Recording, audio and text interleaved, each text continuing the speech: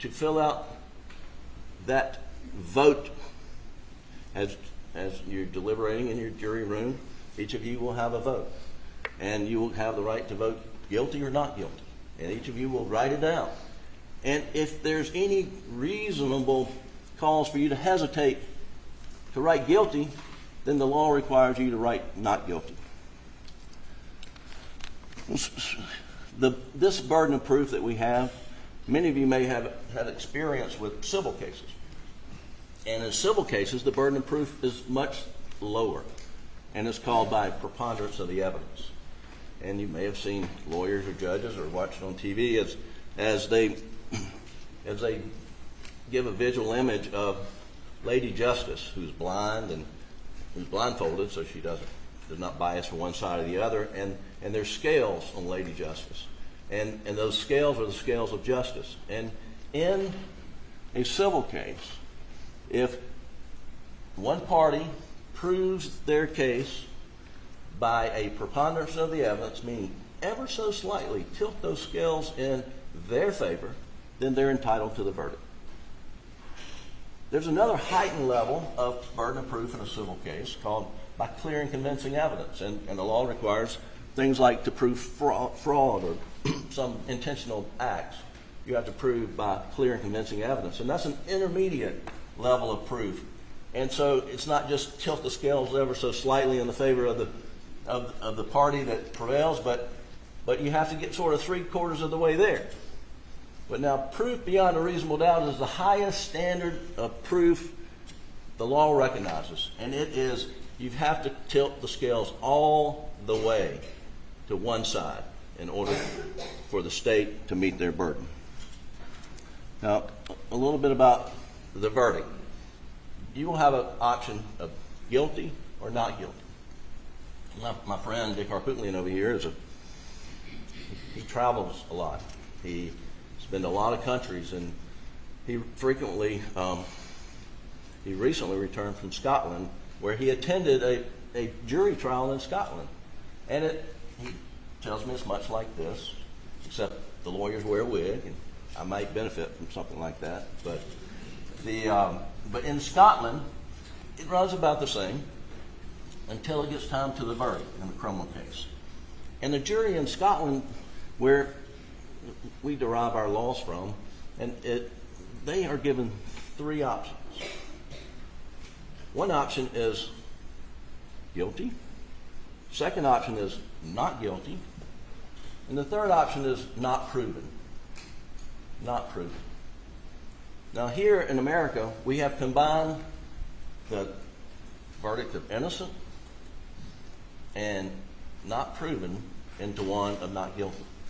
And so when you go to render your verdict, if it's a verdict of not guilty, it's either you concluded that the defendant is innocent of the charges, or that the government has not met their burden of proof, their heavy burden of proof beyond a reasonable doubt. Now,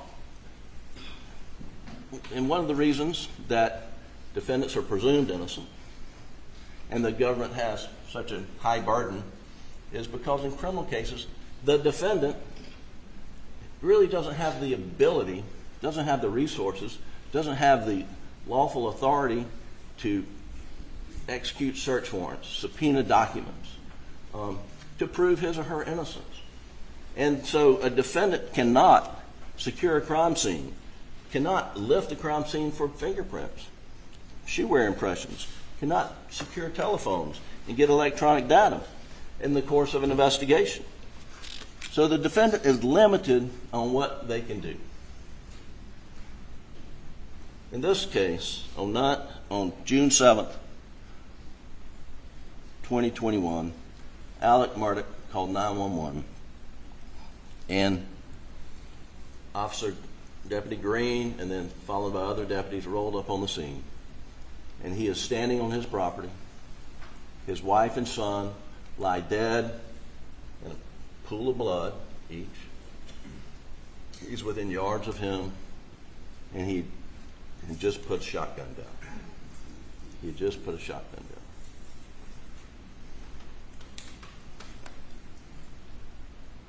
down. And what would that look like? 90 out of 100 cases when an officer rolls up, it would look like the person who had the shotgun and 2 dead bodies may have done it, probably have done it. Certainly is someone who should be strongly considered. And all the officers in this case told you that. Deputy Rutland said, yeah, Alec Murdaugh was a suspect, but there are a lot of suspects out there. Everybody was a suspect. Fair enough.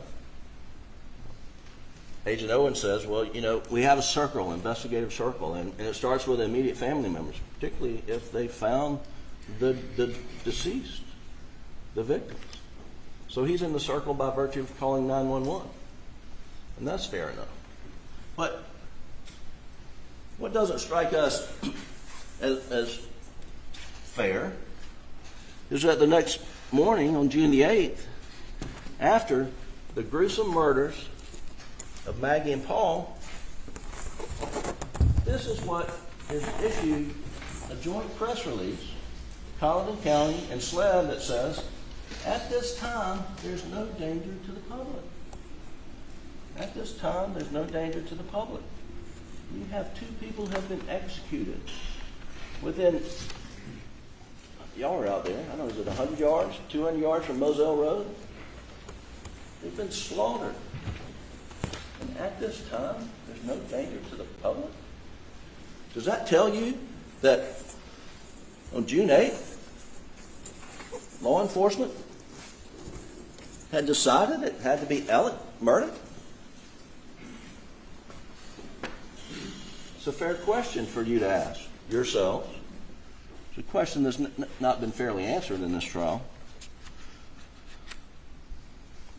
But we know from June 7th to June 8th, Alec is a suspect and he's in the circle. And from that day forward, he is at the mercy. He is at the mercy of the ability of SLED to exclude him from that circle. They have the ability to do the forensic work, they have the ability to interview witnesses, and they have the ability to gather electronic data. And we believe that we've shown conclusively that SLED failed miserably in investigating this case. And had they done a competent job, that Alec would have been excluded from that circle a year ago, 2 years ago, but he would have been excluded. What did you hear from the witness stand? You heard from Chief Barry McCroy. I didn't know Chief McCroy until I got involved in this case, but his reputation is outstanding, and he's a consummate professional. And he explained that when he got there, he was concerned that cars would be pulling up and there were some tire tracks that were not being protected, and that they could have evidentiary value. And then you heard from Mark Ball, who had a conversation with Sheriff Hill, who's another fine public servant here. And he also agreed, we've got to stop cars from coming in here to preserve these tire impressions. And it was not done. It was not done.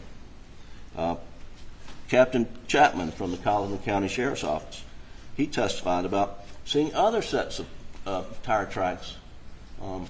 As you had came in off Moselle Road, you probably saw where Deputy Green's vehicle had stopped right at the kennels, but then on the other side, where you saw that Alec was parked and pacing on some of these videos, that's where Captain Chapman had talked about seeing tire tracks, and he tried to track them. SLED was coming on, and then it was like a trail to nowhere. It was a trail to nowhere. Deputy Rutland talked about seeing hair in Maggie's hands, you'll recall. You didn't hear anything about the hair in Maggie's hands from that moment forward. Was it tested? Was it sent off for analysis?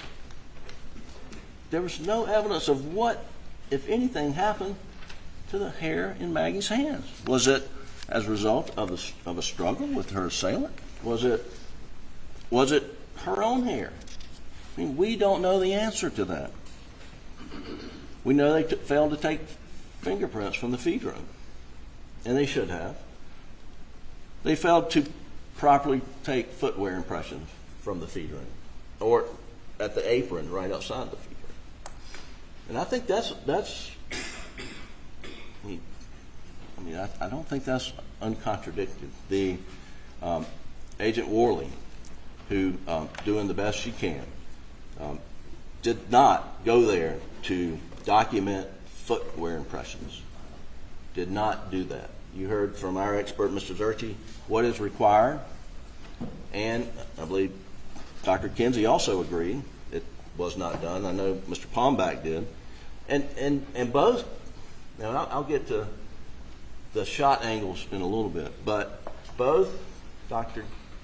Kinsey and Mr. Palmbach have the murderer for Paul standing on the concrete. Whether 1 foot's in, 1 foot's out, both feet are in, but there should have been footwear impressions. But we'll never know because it was not preserved. It was not taken. The thing that has baffled us, has completely baffled us, is why did they never take DNA samples off of Maggie's clothes, her dress?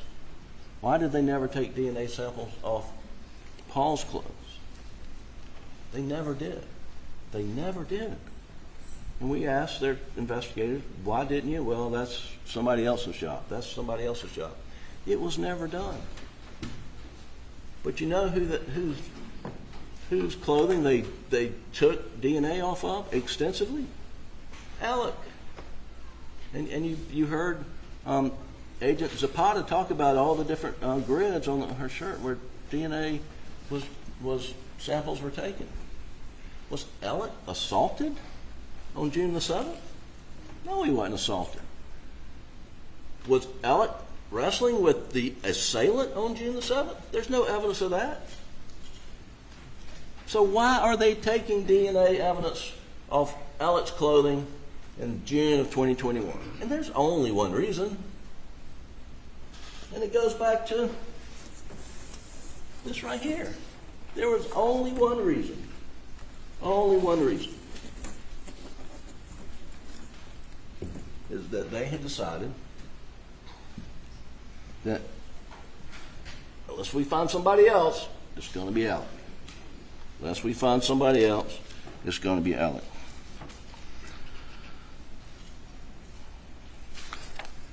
And I'll get into more detail about Maggie's phone.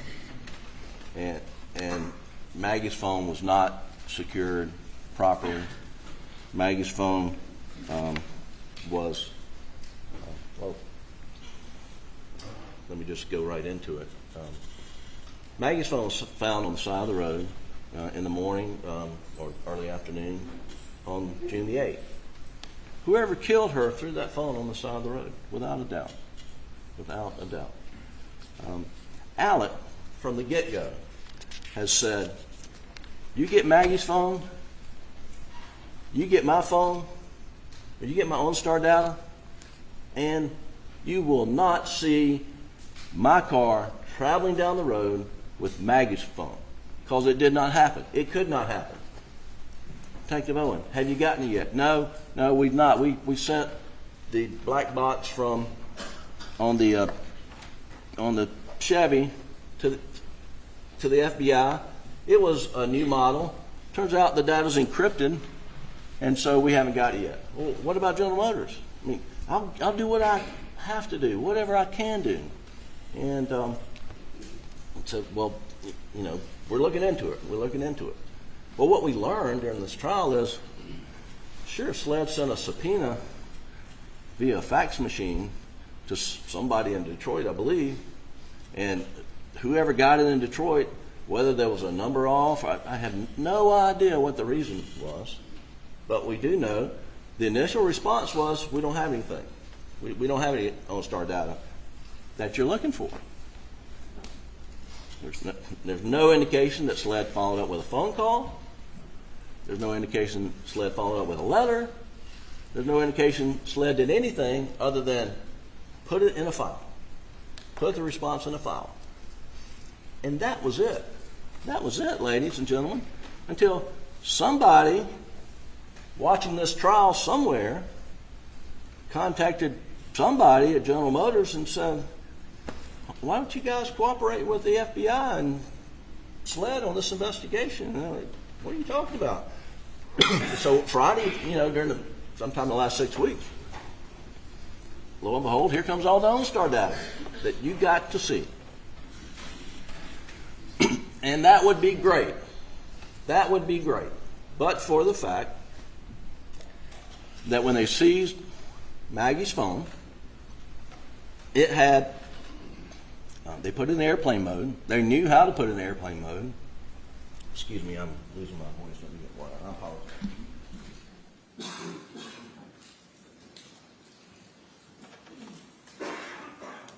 Oh, there's pollen. Something else. They put it in airplane mode, but what you'll see, I got a photograph, is the location services were still on, meaning still pinging off GPS satellites. And the phones don't hold that much memory. They hold a lot of data, as we have learned, but they don't hold that much memory. And it writes over itself. And for GPS location services, the ping points that we see from Paul's phone on all that data, that would have been on Maggie's phone for the 7th. But for the fact that it wasn't extracted until sometime in like June 16th. I think that's the date, but if I'm wrong, I apologize. But it's around the middle of June. And that ping information that we see on Paul's phone, for Maggie's phone, it goes back to like June the 9th. Well, a lot of good that does. A lot of good that does. We don't have it. We would have had it had they extracted it earlier. And that Agent Dove says we didn't have an upgraded software that would read it. It took us a while to get it. I don't know why it took them a while to get it. There's really no explanation about that. But you heard about Faraday bags. Put it in a Faraday bag. So it's not pinging against satellites, not overriding. They didn't do that. And it's lost. Had they done it, I hope we wouldn't be here. I hope, because I know it would say, because we have enough evidence in the record, and we have to go around our elbow to get to our thumb to get there, but there is sufficient evidence in the record that shows Alec Murdaugh was not driving down the road, Moselle Road, with Maggie's phone in the car and tossed it at whatever time. When he went by at 9:08. I don't know what time they think it's tossed, but that would have gotten him out of the circle. I would hope, but probably not, because they've been so focused on him. Now, as I mentioned, Alec asked multiple times. I think the testimony was 5 times. Agent Owen, if you get this data, it will show I wasn't there. And we didn't learn why they didn't get it off Alec's phone until very recently, because you'll remember on June 10th, he gave SLED his phone. Yeah, you can copy it. Please copy it, because it'll show that I wasn't driving. Now, my phone was not with Maggie's phone at any point in time going down the road, I did what I said I did. Well, they did extract it, but what we've learned, the extraction was a superficial extraction. Not because Alec requested it, that's just what they did. Said a logical surface extraction. So they didn't go in and pull out any GPS pinging data like you see on Paul's phone. They didn't get it off Alec's. Now, if Alec had not made those requests to Owen, and they are disputing that, there's one thing you can be 100% sure of, is they would have called Detective Owen up here on the witness stand during their rebuttal case to say, no, he lied. He didn't ask that of me. I mean, they got Sheriff Smalls in here to say, I didn't give him permission to put a blue light in his car.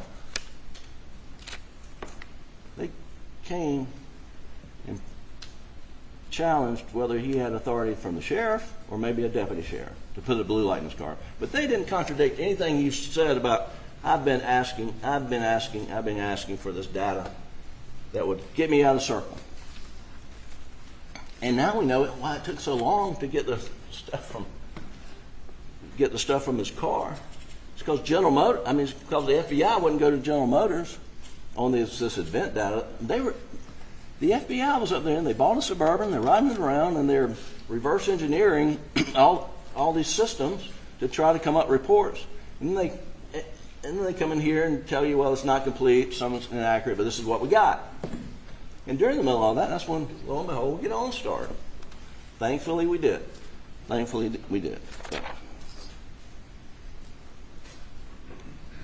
So then we roll into Labor Day weekend of 2021, where Alex, long-time drug problem, his financial issues, misconduct were exposed. And that made him an easy target for SLED. And I hate to say this, but the evidence is crystal clear. From that moment, he started fabricating evidence against Alec. Well, Mr. Griffin, that's an awful charge. Don't all lawyers accuse law enforcement of fabricating evidence? And I can tell you, this guy right here was a federal prosecutor, was a state prosecutor, and some of my best friends are in law enforcement. And I don't make that claim lightly. Here, what you have heard is they came up with a report that says Alec's t-shirt had high-velocity blood spatter on it. High-velocity blood spatter. What's that? That means you're within feet of a shooting, and they didn't just say any shooting. It said in their report, it says as a result of Paul's murder. High-velocity blood spatter on a shirt as a result of Paul's murder. That was number one. Well, let's stick with number one. Why do I say that it's fabricated? Well, you heard Agent Zapata said we did hemotrace confirmatory blood tests on that shirt. That means there was two types of tests. There's a presumptive test, which is what they use a product called LCV that makes it turn purple where it might be blood. But it turns purple on other agents as well, including bleach, you heard. And you also heard that the shirt came out of the bag wet and it smelled like detergent. Anyway, they spray it, it turns purple in places. So they think, well, that must be blood. Next thing they do at the SLED lab is they do a confirmatory test to see if it's blood. 0 for 74, not blood, not blood. That didn't stop SLED from going out and pursuing with vengeance this report. They didn't give the no blood test result to the guy in Oklahoma, and when it surfaced, they had a problem on their hands, and they were pushing it up until this trial. And you heard the testimony from the stand that they went from Mr. Bloody Shirt leading up to this trial to Mr. Clean during this trial. And they ask him, and they raise issues during the trial with Blanca, where were his clothes? No one's asking about the man's clothes that he had on the Snapchat video back in, at 7 o'clock with his son until November or so, I think is what she said. I mean, the issue of changing clothes, it was late to the dance because when they went to, as you heard, when they went to the Collin County grand jury to get an indictment that you're going to be deliberating on, they told that grand jury, They had an expert report that said it was high-velocity blood spatter. And I asked Agent Owen, I said, when you went to the grand jury and when your guy gave you the report, how'd you not know, chief investigator, how'd you not know that there's this hemotrace test that says it's no blood? Well, I didn't get the email. I say it in somewhat jest, but, did the dog eat his email? I mean, how's the lead investigator in the case not get the lab report that says there's no blood on the shirt? Now, ultimately it was produced to us, and we were raising Cain about it and saying, how can you say this on one hand and that on the other hand? And here we are with a Mr. Clean theory, that he washed off after brutally murdering Maggie and Paul. He takes a hose and washes himself off and gets in a golf cart, butt naked, I guess, and drives to the house. So that's the blood spatter fabrication. The other is this blue raincoat with GSR, and do you remember that testimony? Shelley Smith, who worked for Ms. Libby and Mr. Randolph, had told SLED after September, after Alex's problems had been exposed, after she had a conversation with a Allendale police officer following an accident investigation in which she was in an accident, that on the morning, she said in here, as she told you, on Wednesday after Mr. Randolph's funeral, and that turns out to be, I think, June 16th, that Alex shows up at the house at Alameda at like 6:30 in the morning, knocking, trying to get in, and he has a blue tarp. And in this blue tarp, she lets him in. He goes upstairs with this blue tarp. He comes back downstairs. He lays this blue tarp out on Ms. Libby's retirement rocking chair in the living room, and then he leaves. And then she leaves to go to her day job, and when she left, the blue tarp was laying out on Ms. Libby's rocking chair. That was her testimony. And so SLED gets that, gets a search warrant, goes to Alameda, and they seize a blue rain jacket. They seize a blue rain jacket. And when they do, they take that blue rain jacket and they show it to just about every family member. Let me get it right quick. That they can think of, and it's Defendant's 87, Doug, if you can pull it up.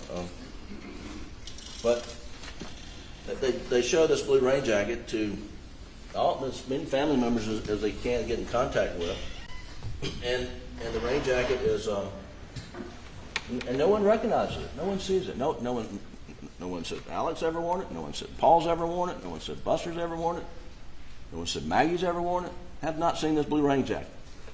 Has not seen this blue rain jacket. One more thing about this blue rain jacket. When they did the search at Alameda, John Marvin was there. And John Marvin asked him, did you find anything? And they said, well, we found a blue rain jacket back on the property. And he said, well, my dad drives a buggy around, and maybe it fell off the back of his buggy. Clearly, John Marvin was understanding that it was back on the property, and then they asked him to come look at the blue rain jacket, and he was told it was found in the closet. And he said, that didn't sound right, and they never clarified it. Now here's a picture. I'm not even going to put it up, but 411 is a picture of this closet, and you can see the blue rain jacket that's just sort of folded up and stuffed down here at the bottom right. That's the blue rain jacket.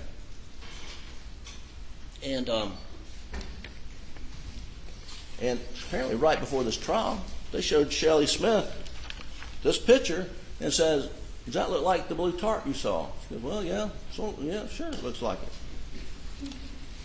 They never showed her this. And she said, this is case 87 is on the screen. She'd never seen that. Never seen this. But they did GSR testing on this. He says, whew, that's a hot. It's hot. A lot of GSR on that. A lot of GSR on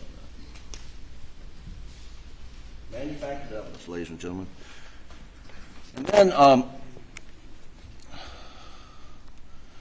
And then there's this issue of misrepresenting what are the type ammunition found in the shotguns at the residence at Moselle. Paul was murdered with first shot was a buckshot. Went to his chest. He was turned this way, went in here, and then out under his arm, and that was buckshot. The second shot was into the head, either depending what expert and what pathologist, it's either this way or this way, but into the head. And that was steel duck shot. I learned that you can't shoot ducks with anything but steel pellets because they don't want lead in the water. So you've got to have steel pellets. And then Agent Owen testified, admitted begrudgingly that he had testified to the grand jury that there were 4 weapons found up on the property in the gun room, 12 gauges that were loaded, or I'm not saying 12 gauges, I'm sorry, 4 shotguns that were loaded with buckshot and birdshot. There's 4 other ones. So that matches. Well, guess what? Totally not true. That was totally not true. And he admitted on the stand it was not true. He admitted telling Alec during the interview, and he said, well, I can do trickery. And we're going to see that shortly. But and then I said, well, you're trying to trick the grand jury. No, I didn't say that. Well, we walked through it, and he did say it. And he didn't remember it, and you'll remember the testimony. And I said, well, people make mistakes, don't you? Yeah, that was a mistake. And it's okay to make mistakes, right? Yeah. And you can make mistakes about time. Well, that's the most common thing people make mistakes about. It's not all right for Alec Murdaugh, who's in the center of the circle, who's not all right for him to make mistakes about time. It is not all right, according to the same investigator who says it's okay, happens all the time. But here we go, and then Eureka. They finally get into Paul's phone in April of 2022, and they see Alec. Well, they don't see Alec. They see Cash the dog, and they see Paul's feet walking around, and they hear voices in the background. One of them sounds like Alec. And off they go. They go off and get an indictment from the Cullinan County Grand Jury, relying upon high-velocity blood spatter, relying upon 4 guns having the same load, and relying upon a raincoat jacket that's got GSR on it, and Alex lying about being down at the kennels. Now we know, after we've been here 6 weeks, of those 4 things, Bixby voice privacy contacts have been updated. To continue, review the updated items on your screen. I'm so sorry. No, that was turned on. I will turn it on.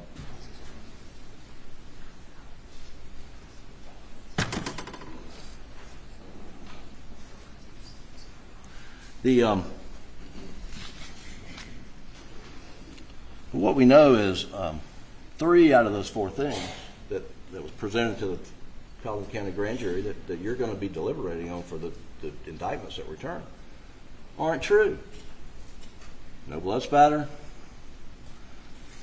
no GSR rain jacket that's ever been connected to Alex whatsoever, and there's no loaded gun. So we're left with the lie. We are left with the lie. Now, Alex lied about being down at the kennels in Almeda. And why did he lie? And that is certainly a fair question. And that's and frankly, Probably wouldn't be sitting over there right now. He had not lied. But he did lie. And he told you he lied. And he told you why he lied. He said he lied because, I'll tell you, he lied because that's what addicts do. Addicts lie. He lied because he had a closet full of skeletons, that he didn't want any more scrutiny on him, which is the most ironic thing in the world, because depending on which day of the week, their theory is that he slaughtered his wife and son to distract from a impending financial investigation. But he puts himself in the middle of a murder investigation, and he puts himself in the spotlight of a media firestorm. That's their motive evidence, and we'll get to that. But he lied. He lied because of his drug paranoia kicked in, and he was clearly in the throes of addiction. He lied for all those reasons. But what he didn't lie for is because he was covering up the fact that he killed Maggie and Paul. That is not the reason he did it. Doug, will you play the dog kennel video, please? I'm going to play the dog kennel video. So just please listen to the voice. Get back.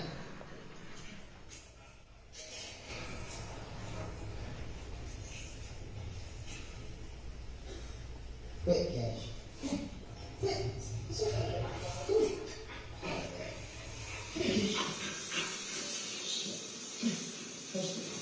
Cash.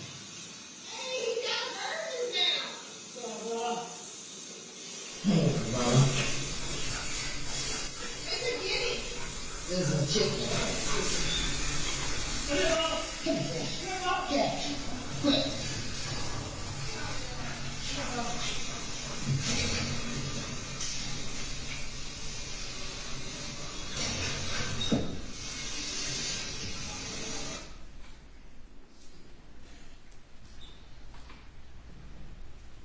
4 minutes later, the state would have you to believe that Alec Murdaugh up and blew his son's brains out of his head and murders his wife after having that conversation about Bubba having a chicken or a guinea.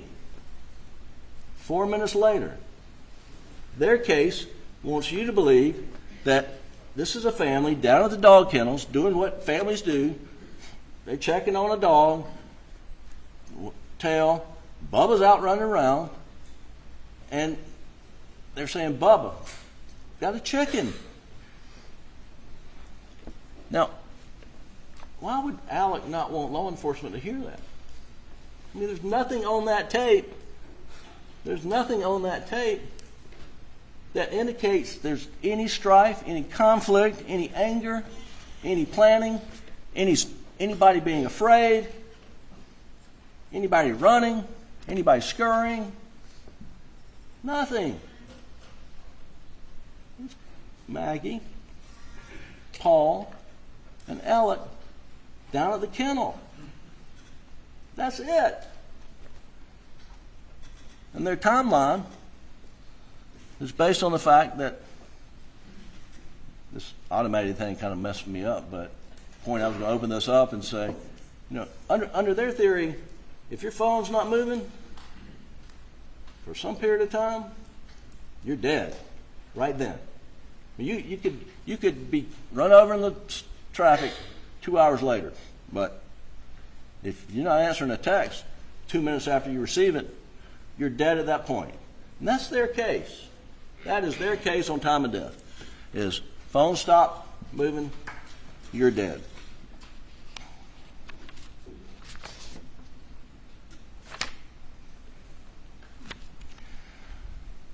You've heard testimony from a lot of witnesses. I would say practically every witness who took the stand, who actually knew Alec and Maggie and Paul and Buster, testified under oath how much Alec adored Maggie.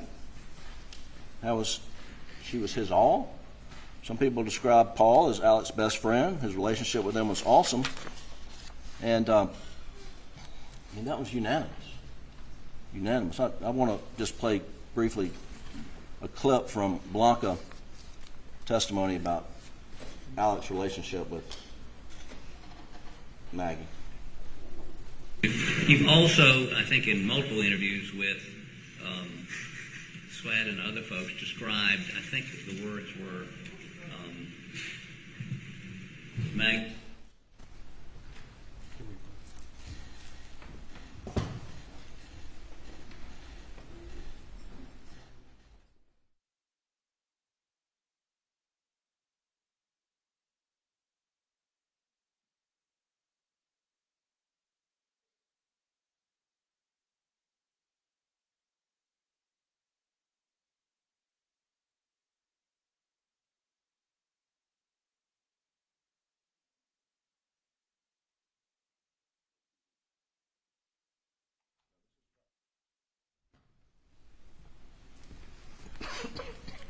Please continue, Doc. All. Isn't that what you told Sweat? Yes, sir. What does that mean? Maggie was his all. He adored her. He loved her. He adored her. Worshipped her. I mean, just treated her as somebody he adored, correct? Exactly. Yes, sir. Now, this was her testimony from the witness stand. And then, in every trial, there's you hope you find, some very authentic witness, part of the fabric of America that comes in this courtroom. And we had it in this case, and it's Dale Davis. And I want you to remember what Dale testified about Alex's relationship with his family. We played Dale Davis's. Me? When you use the phrase lovey-dovey about Alec and Maggie, what does that mean?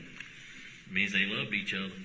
What, in your presence, you described them as being lovey-dovey, didn't you? Yes. And tell the jury what you meant by that. Oh, every time I always see them, I've never seen that man even raise his voice at his wife or kids. Or his wife. I've never seen him even, none of them argue. But he always, anything she wanted or the boys wanted, he would try to get it. And what was your observation about his relationship with Paul? They like to hunt and fish together. I mean, they drink beer together. Okay. That was Dale Davis. Which brings us to the question, why? Why would Alec Murdaugh on June 7th execute his son Paul and his wife Maggie, who he adored and loved? Why? The state's theory is that that it was a storm a-coming, clouds are arising, and that his financial house of cards is about to collapse, and he's about to be exposed. And because of that, he does what every rational person would do: go kill your wife and son. That is their theory of motive. That is their theory of motive. And it worked too, by the way, because he killed his wife and son. Guess what? Jeannie Seconder quit asking questions for a few weeks. Oh, in the boating case, that won't be worth anything now that his wife and son's been murdered, because he's sympathetic. Have you heard such? One thing Mr. Waters and I agree on is the best thing about jurors is you bring your common sense in here, and you use your common sense. And that's what it's all about. That's what your collective wisdom. And just collectively think, individually think, what kind of sense does that make? Alex, his financial house is a wreck. He's stealing money from clients. He's got to produce a financial statement, maybe, in a hearing coming up. And his dad goes back in the hospital that day. And he ultimately dies a few days later. Okay, so I get a call. Jeannie comes in. My dad's going to the hospital. Paul's coming home. That'd be a good time to kill Paul, wouldn't it? That is their theory of the case. And if you don't accept that beyond a reasonable doubt, ladies and gentlemen, I submit the verdict has to be not guilty. Because there's no reason for him to do it. No reason whatsoever. Now, you've heard a lot of testimony about these financial crimes, misdeeds, and he told you he did it. He told you he did it to support a very expensive drug habit, and none of that's an excuse, but he is an addict, and addiction is real, and addicts lie, addicts cheat, addicts steal to keep getting their drug. The evidence was permitted in this case for you to hear solely to consider, did he murder his wife and son because he had this storm a-coming, that he was going to be exposed? Is that why he murdered? That's what they say. That's why he murdered. And that's why you're allowed to consider it. Now, Judge Newman in his jury instructions will tell you that's all you can consider it for. You can't consider it by saying, man, I never knew he could do that. So if he could do that, he must be able to do the most heinous crimes in the world. Kill his wife and son, execute him style. That's a no-no use of that evidence. The only permissible use of the evidence is that sufficient provocation, motive for him to kill his wife and son? Is it sufficient motive, not provocation? And the evidence in the case is that there was no impending financial doom on June 7th. June 7th was a day which, frankly, was no different than any other day in the frenetic lifestyle of Alec Murdaugh. He had so many balls in the air, and he even forgot his paralegal's name, and I apologize to her. I think Christy. She said he would come in like a Tasmanian devil. I mean, he was frenetic. And they were on to this $792,000 fee in the Ferris case, and they were asking questions at Chris Wilson's office. But the reason they were concerned, they weren't concerned that he was stealing money. They were concerned that he was sheltering money, trying to hide it from being disclosed in the voting litigation, in which he was a defendant. And they didn't want any part of that. And that situation with the with the Ferris fee, as Ms. Seckinger, Jeannie Seckinger said, that was a one-off. That was completely on its own, different type conduct than all the other stuff that you heard about. That was a one-off. And what happened on June 7th? She says, I'm in his office, and he gets a phone call that his dad's put back in the hospital.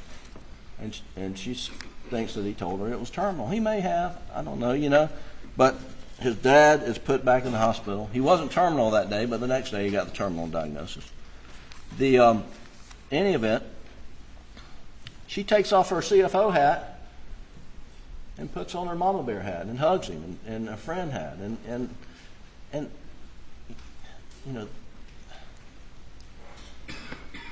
their theory is he slaughters Maggie and Paul to buy time from her investigation.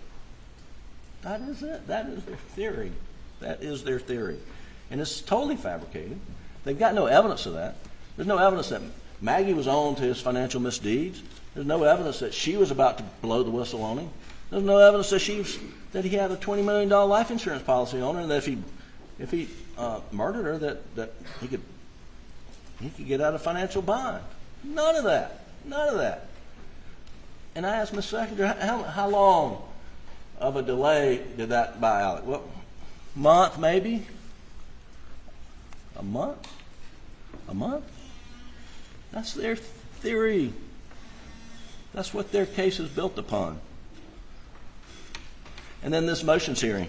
is there's a motions hearing scheduled for Thursday. It had previously been scheduled 2 other times, and it was continued at the last minute on the other occasions because 2 of the lawyers had cancer and were receiving treatments. But it wasn't sure it was going to be continued previously. Did he go murder anybody, to get out from under those prior hearings? No. This had nothing to do with it. And, so they brought the plaintiff's lawyer in. He's an excellent lawyer, and he's, like any plaintiff's lawyer. I'm going to clean his clock. I'm going to take everything he's got. That's what they all say. So then we had to bring the defense lawyer in to say that was a negligent parenting case, and it wasn't worth the paper it was written on. Folks, that's what we are in a murder case, and that's what we're having to deal with because that is their theory of motive. But even if the financial day of reckoning was impending, if it was right there,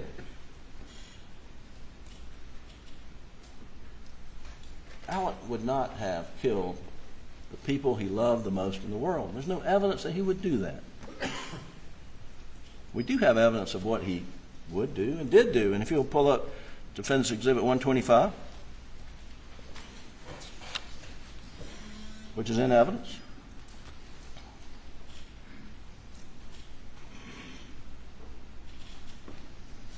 On September 2nd, 3rd, 4th, I forget the date. This is the Labor Day weekend. He gets his drug dealer, Curtis Eddie Smith, to shoot him in the head till he couldn't go on because it was all going to come crashing down, and he had a big life insurance policy. So when Alex is at financial collapse, he doesn't go kill somebody else. He tries to end it himself. This is a natural response. You don't want anybody to do it. But people kill themselves from being exposed. Don't kill their wife they adore, son, the apple of his eye, as some people have said. That's not.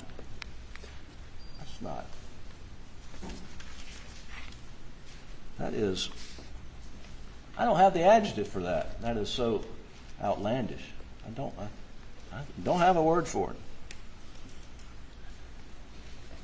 Totally illogical, irrational, and insane. Those are the words I wrote down. For someone to kill their loved ones when their criminal conduct is being exposed. So, you can take that now. Yeah, thank you, Doug. Yesterday we heard a lot from Mr. Waters. And I've been in Mr. Waters' position. As I explained, I was a federal prosecutor for a number of years. I've been a state prosecutor, part-time mostly.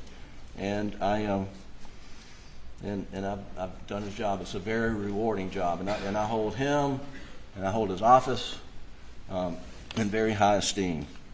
But there just sometimes folks just get caught up in a case, they get a desire to win, they get so intoxicated by the attention that's brought on by the case that they start sort of a win at all cost approach. And I'm going to go through some things that Mr. Waters stated to you that just aren't facts and aren't supported by the facts and the evidence that you heard. And before I do that, I want to give you a cautionary statement. We lawyers aren't witnesses. I didn't take an oath to stand up here and talk to you. I have ethical obligations about what I can say and limitations under the rules, but I'm not a witness. I'm here to talk to you about the evidence. And the same applies to Mr. Waters. You decide what the evidence is. You decide. And further, we're going to take a short break for about 10 minutes. Please do not discuss the case.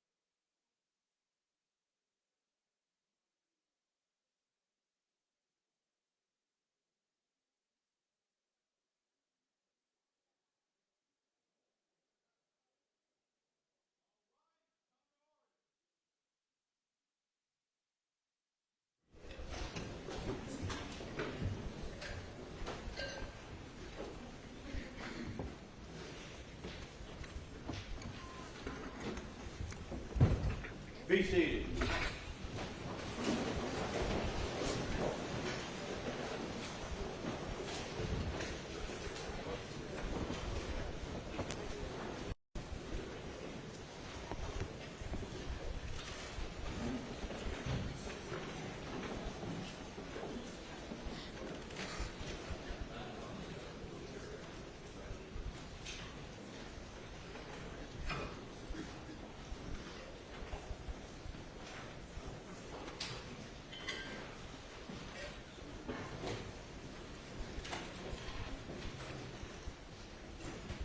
You may bring them in.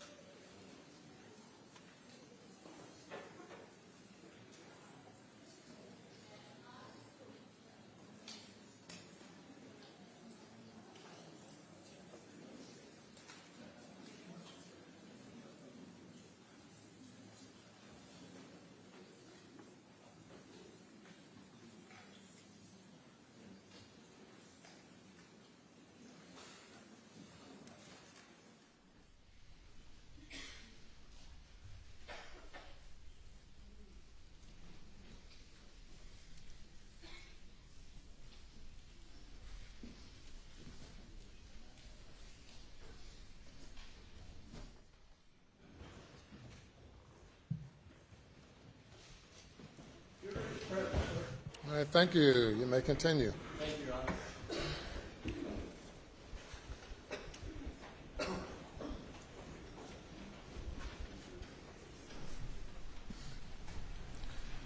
Yesterday in Mr. Waters' closing argument, he said that the evidence established that Paul and Maggie were murdered with family guns. And that perhaps is his view of the evidence, but that's not a fact. In fact, the state's ballistic expert testified that the 12-gauge shot shells, as you found in the feed room, were fired by the same shotgun. That the shot shells, the things that rolled under the door, were fired by the same gun. That's all he testified to as to shotgun. Now, they have put a lot of guns in evidence here that have nothing to do with the crime. So we don't know what shotgun was used. It could have been a shotgun bought at Walmart that afternoon. It could have been a 20-year-old shotgun. But all the evidence, ballistic evidence, is shot shells were fired by the same gun. And that's, don't know that you really need an expert for that, but that's what the testimony was on the shotgun. With regard to the 300 Blackout, you'll recall that this guy, Paul Greer, testified that the cartridges found at the crime scene, and Maggie was shot with a 300 Blackout, that the tool marks, it's called tool marks, that the extractor and ejector marks from the cartridges found at the crime scene matched extractor and ejector tool marks on some cartridges found at the house and some found at the shooting range. And what he didn't say was that where the firing pin breaches, that is one of the most reliable indications, it did not match. No match. And he also did not compare projectiles. There was a projectile found. When I say projectile, that's the bullet. That's the bullet thing. That went into Maggie's body and broke up. But one went into the dog house and was found in the dog bed. And so they have that. And what they did not do is take that projectile and dig projectiles out of the berm where the shooting range was and compare it to see if they match. And that's the most reliable way to do it. Now, in David Owen's notes, he said that the ballistic expert can't be 100% sure until you have the gun. And you heard my cross-examination of Agent Greer, and this tool mark ballistic examination is somewhat soft science. It's come under criticism.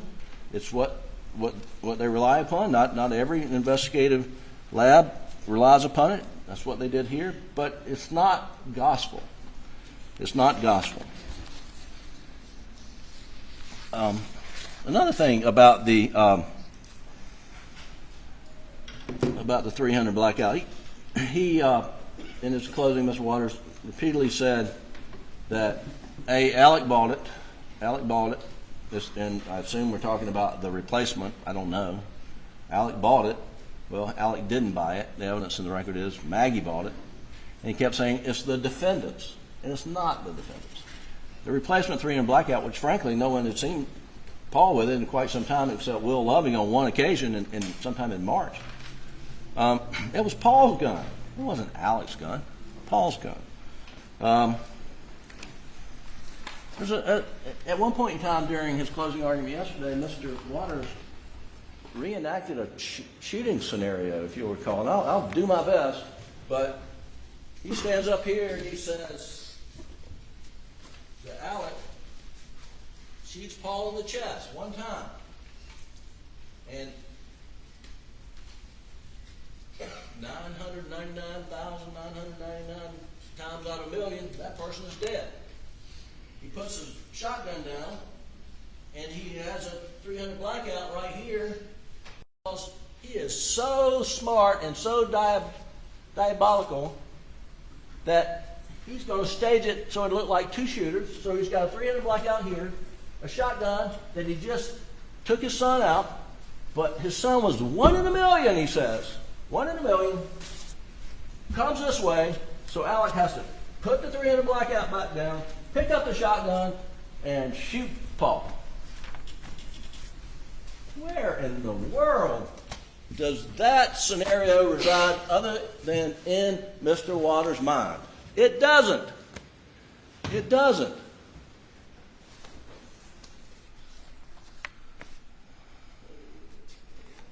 There's no evidence to support anything like that. None.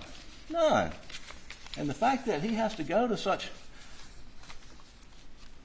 gymnastics to come up with the Alec staging a two-shooter theory, I ought to tell you, there's a two shooters out there. I ought to tell you, someone to do that. Another curious point in Mr. Waters' closing argument yesterday involves Paul's intuitive talents. You will recall that Alex informed agents that Paul was an intuitive little dude. Refer to him as a detective.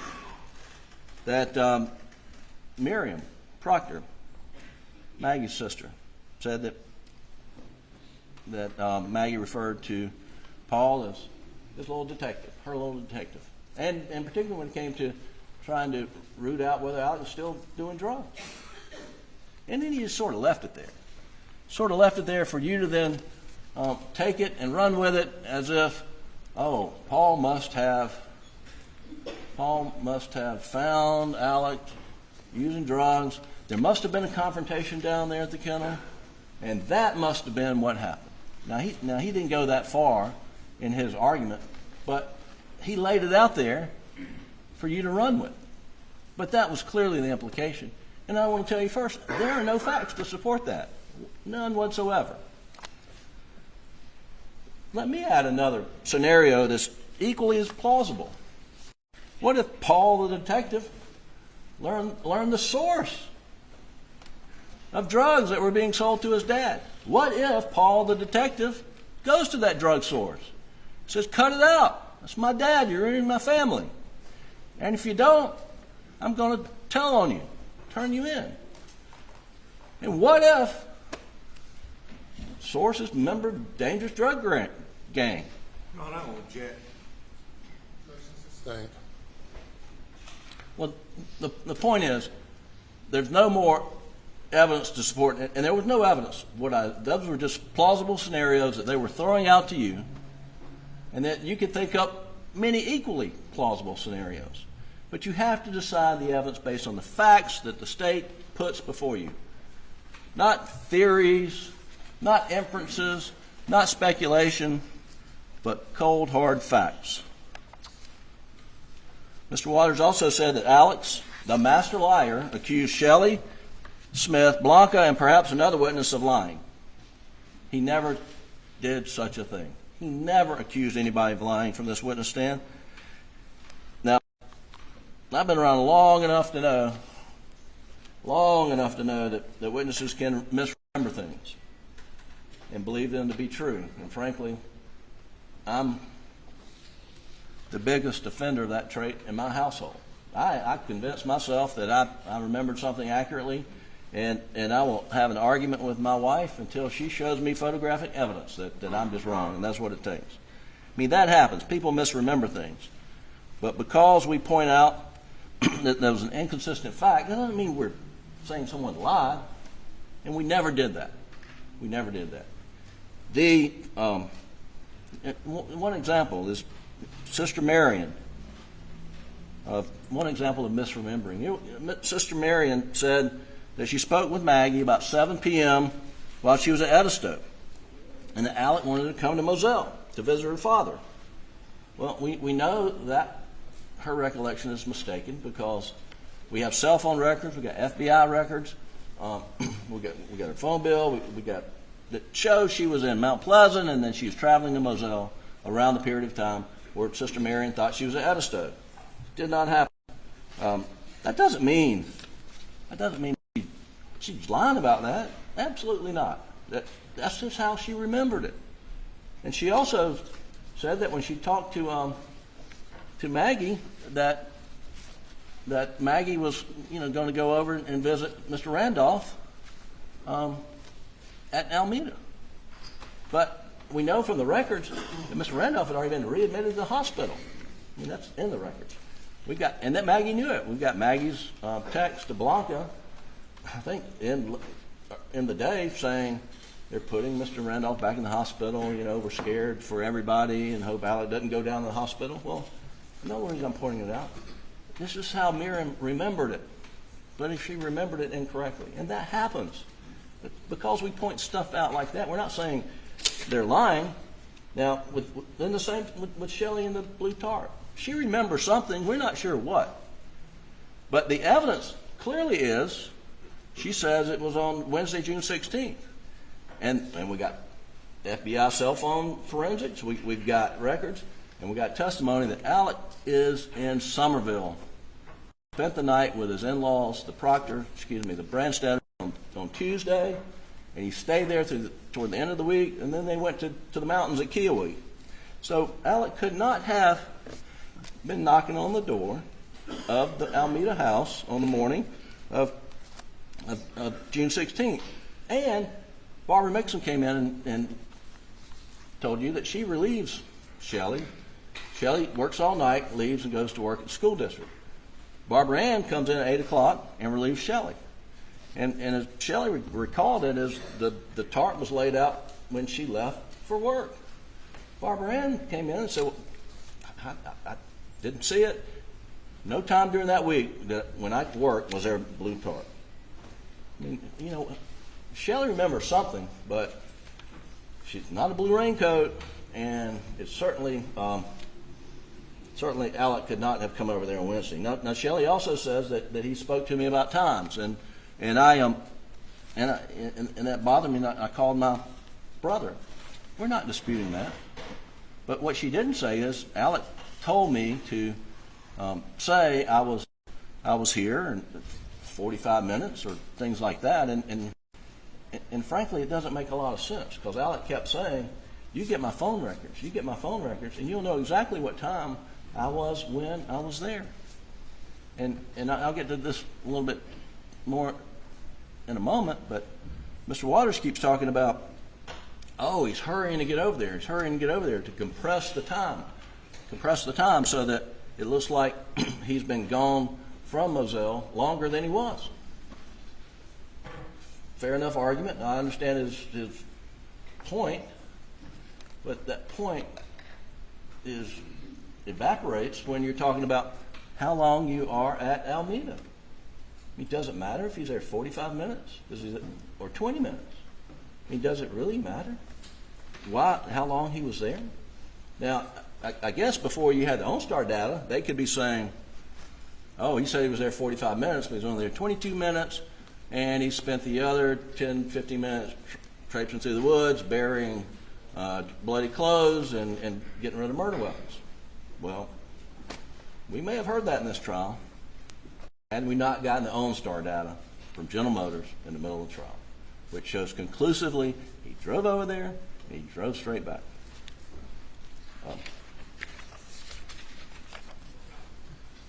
Another small point, he said there's biological material on the Polaris. I don't think that was ever tested. It certainly looks like it, but what we've learned in this case is things aren't always as they seem. They thought they had blood on the shirt. Turns out there's no blood on the shirt. And that this biological material showed that Maggie was running toward her baby. Now, I don't know that there's any evidence which way Maggie was running or what she was running to. There's not. I mean, it's a fair inference, and everyone who knows Maggie would know that's what she would do, and we're not disputing that that would be her mother instinct. And did that probably happen? It probably did, but it's just to state it as a fact. There's no evidence of that. Now, one thing he also said, the cell phone backlight turning on. And I don't have an Apple phone, but so here's the issue, and mine won't do it because I don't have an Apple phone, I don't think. But if you take a phone flat and pick it up, light comes on, and why is that important?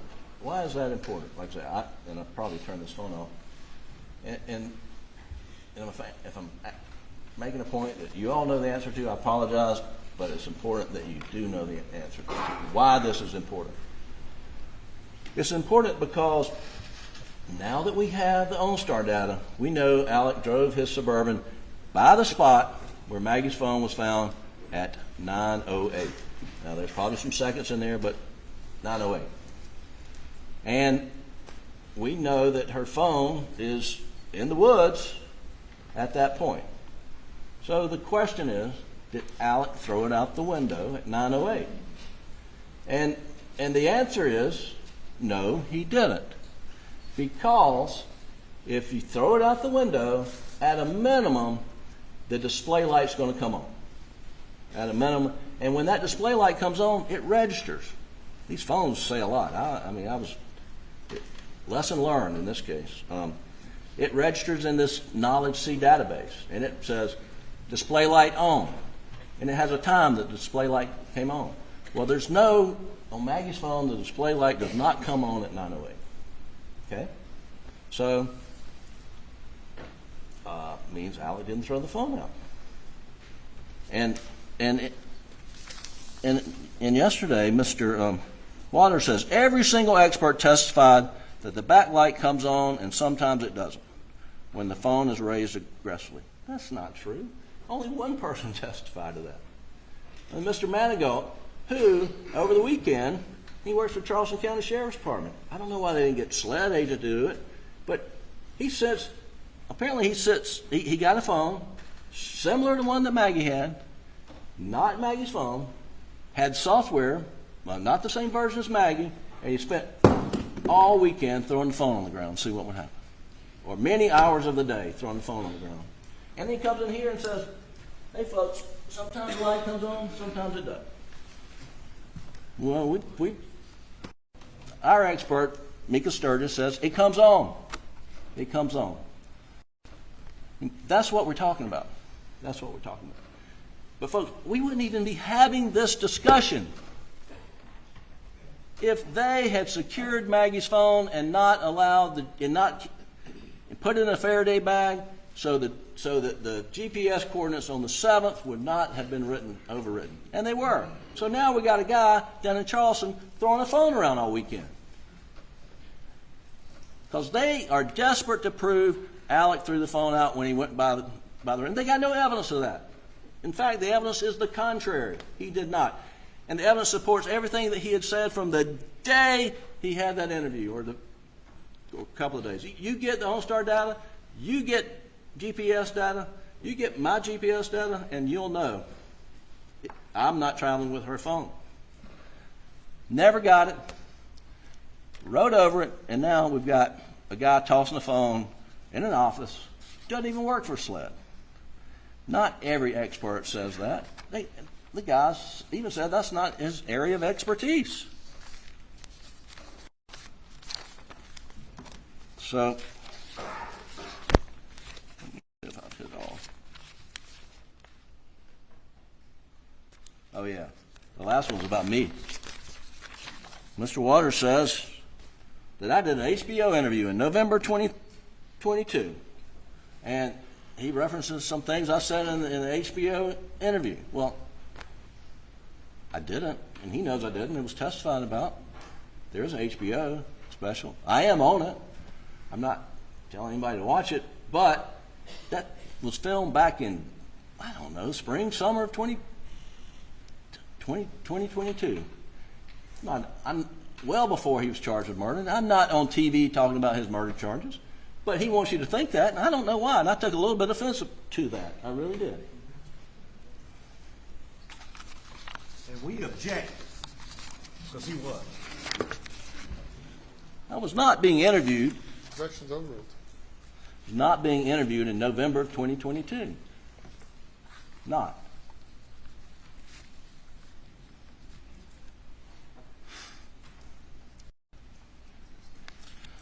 So I've asked why. They can't answer that. They don't have an answer as to why. Now how? How could Alec, in the time period we know we're going to get to it, but how could he have butchered Maggie and Paul without leaving a trace of evidence within a matter of minutes? How? We went from why, now how. And the answer to the how is he couldn't. But this is the wrong question to be asking yourself. Because the question that you are tasked with answering is, has the state presented evidence that proves beyond a reasonable doubt showing that Alec butchered Maggie and Paul without leaving a trace of evidence, all within a matter of minutes? In a matter of minutes. Have they proven evidence? Do they present evidence of that? Proof beyond a reasonable doubt. He was able to make bloody clothes, bloody guns, who knows how much, whatever, disappear in a matter of minutes without leaving a trace. Without leaving a trace. Of course they haven't. A reasonable doubt is doubt that causes a reasonable person to hesitate in one of the most important decisions of your life.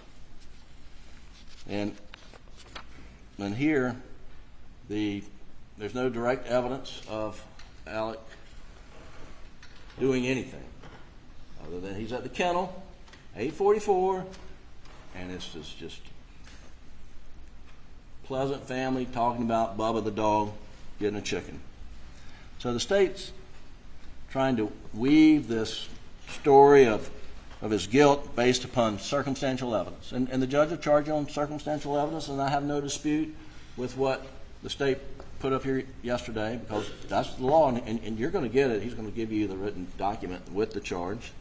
And you will see in there that when they rely upon circumstantial evidence, it's as good as direct evidence, but there's some things that it has to do to be as good as direct evidence. And what it has to do, the circumstantial evidence, is that the circumstances must be consistent with each other, and when taken together, point conclusively to the guilt of the accused beyond a reasonable doubt. And if these circumstances portray the behavior of a defendant as suspicious, the proof has failed. That's circumstantial evidence. So what are the circumstances that the state relies upon? Well, he was at the kennel at 8:44. Paul last used his phone at 8:48. He replied to a text with a friend about a movie recommendation. Maggie's phone locked for the last time at 8:50. Actually, it's 8:49 and 50 some odd seconds, but 8:50. But, however, her phone recorded significant steps around 8:55, and we're going to see that. And her phone tried to activate the camera at 8:55. and it registered an orientation change at 9:06. And I think you pretty much understand orientation change, but when the phone goes from landscape to portrait, or Mrs. Beats me, but goes from that to that is an orientation change. And the phone will tell you. So it did that at 9:06. And they've got 300 casings, the extractor and ejector markings matched with casings found around the house and shooting range. So that's pretty much it. And then of the circumstantial evidence of his guilt. Now they want to say, well, he lied about it, so it's consciousness of guilt, but I'm talking about what evidence they have, put all the circumstances together, prove he shot to kill Maggie Paul, and that's pretty much it. And how have they established the time of death here? Solely on cell phone use. Solely on cell phone use. And using the phone or not using the phone doesn't dictate or define whether you're dead or alive. I mean, I'd say most everybody in this courtroom does not have their phone with them right now. Under the state's theory, as I mentioned before, if they die while they're not using their phone, then they're dead the moment they stop using their phone. That's what they have here. That is their case. There are a number of reasons that Paul would stop using his phone. First, so I got two testimonial clips, one from Rogan. Remember Rogan Gibson? If you'll play that quickly, Doug. This is Rogan testifying about Paul's phone.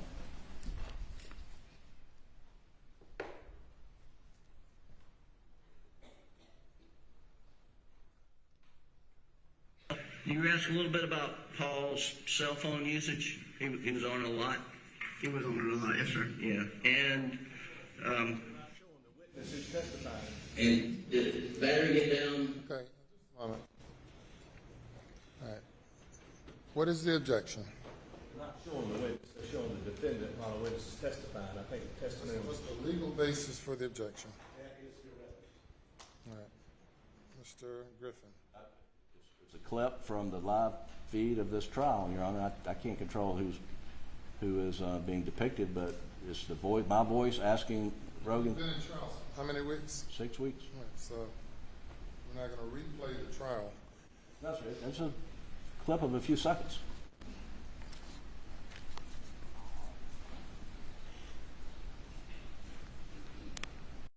I sustain the objection. All right, take it down, Bill.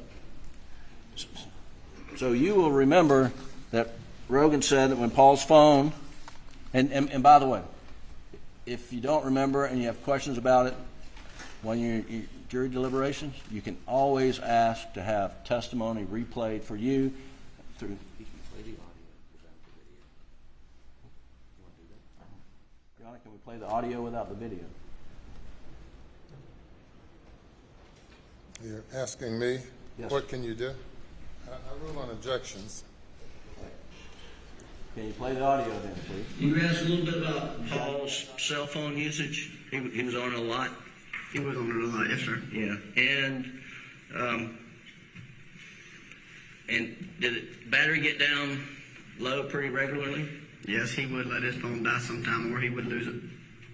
Well, and when it would get down low, did he have a habit of not using it to try to keep him going all the way out? Yes, I have seen that happen before. And have you done that yourself? Yes, sir.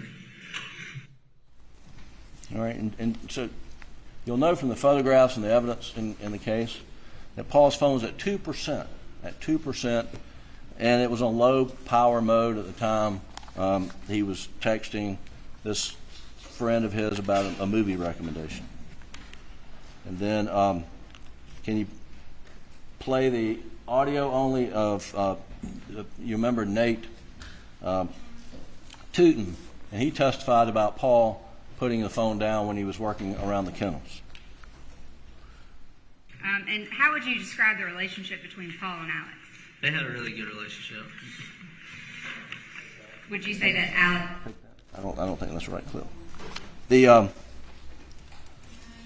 So there's Mr. Tootin testified that when Paul would work, he would put the phone down, forget where it was at times, and that it was pretty common for him to put the phone down at the kennel so he wouldn't get it wet. And you recall, Dale Davis, they brought him to the stand. I think they brought him to the stand to make it seem like the hose was unraveled and then it was used and put back. And we know from the video, and you can see it again, the dog kennel video, we pointed out the hose is on the ground outside Cash's kennels. And Mr. Davis says, yeah, that was not how I left it. Someone had put it down, and then I'm going to show you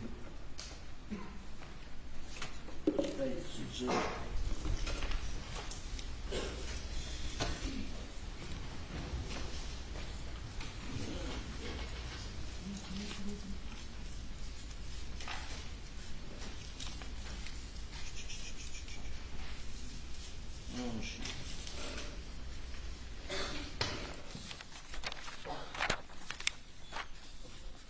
Got it right here.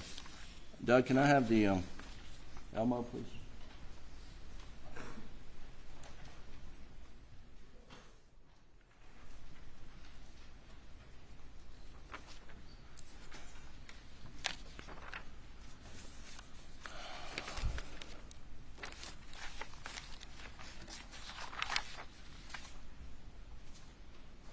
Oh, that's awful.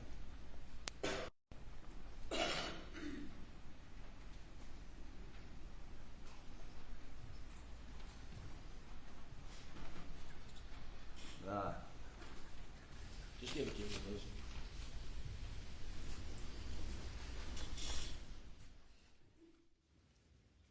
Ladies and gentlemen, you'll have back in the jury room State's Exhibit 503, which is a picture of the dog kennels from the murder scene, and what I'm pointing out on top of these two kennels are dog beds.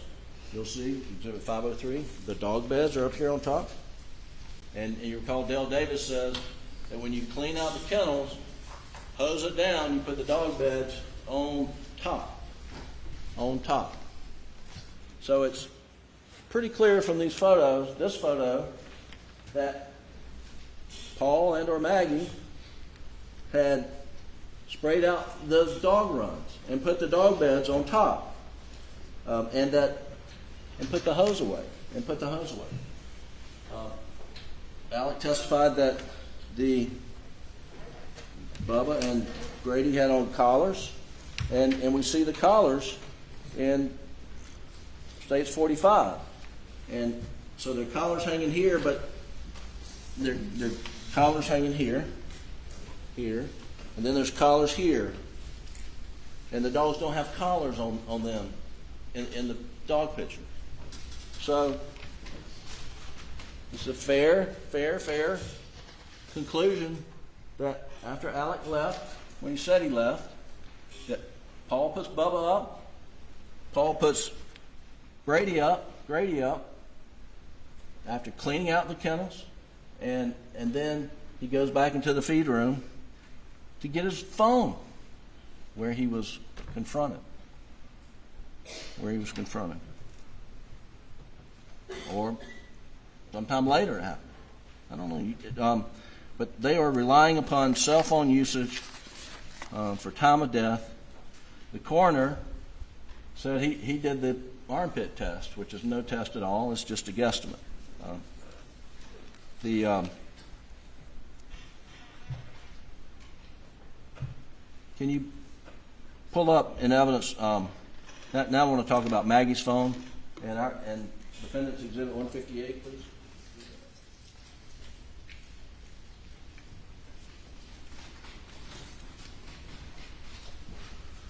So this is Maggie's phone timeline that we put in evidence, and this is going from 8:49 to 9:07. And if you'll just walk through it, you'll see at 8:49:26, last text message read by Maggie. Okay, go to the next one. 8:49:28, backlight off. Go to the next one.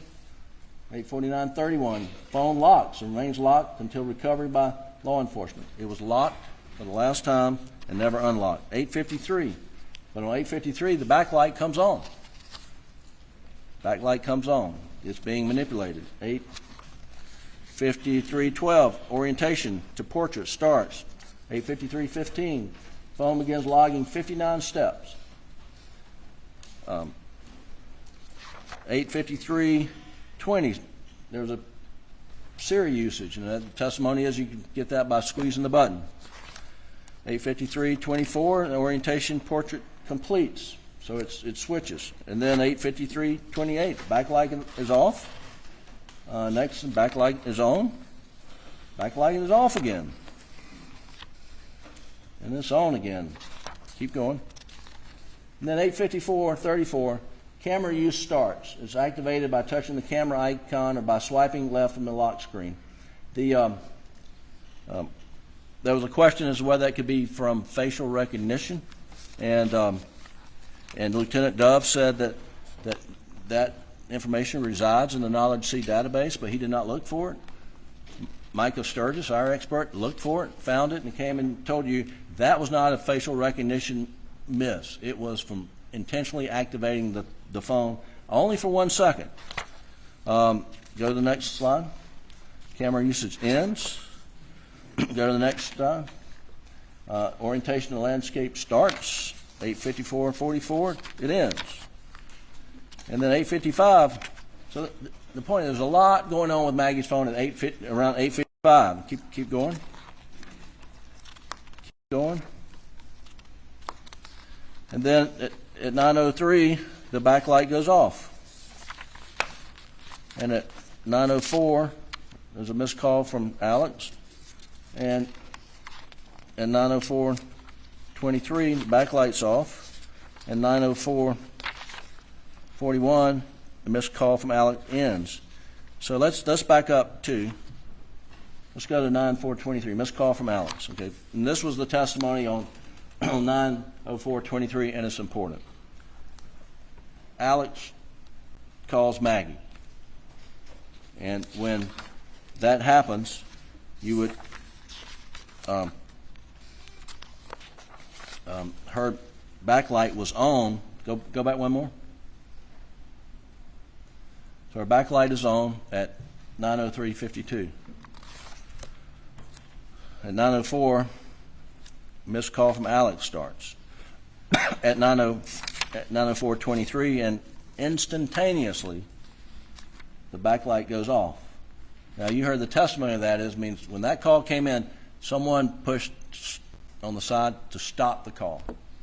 Now was that done by Maggie because she was over on the other side of the workshop where we see those footprints that we heard about that were never really analyzed, and that she didn't want any noise coming through? Or was that some bad guy or bad person has Maggie's phone and stops the call? But something's going on with her phone at 9:04. I'll tell you that. And then at 9:04, the next one is missed call from Alex ends. 9:05, backlight on. 9:06, orientation changes to portrait. 9:07, incoming call from Alex. 9:06:14. Keep going, Doug. And 9:06:52. Keep going. And then at 9:07, her phone stops for good.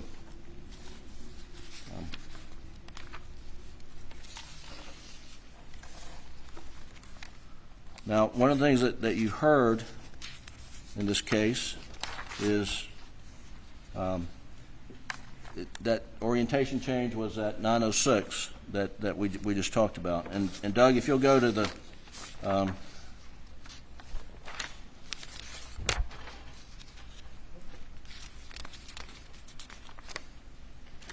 if you go to Defendants 156, please.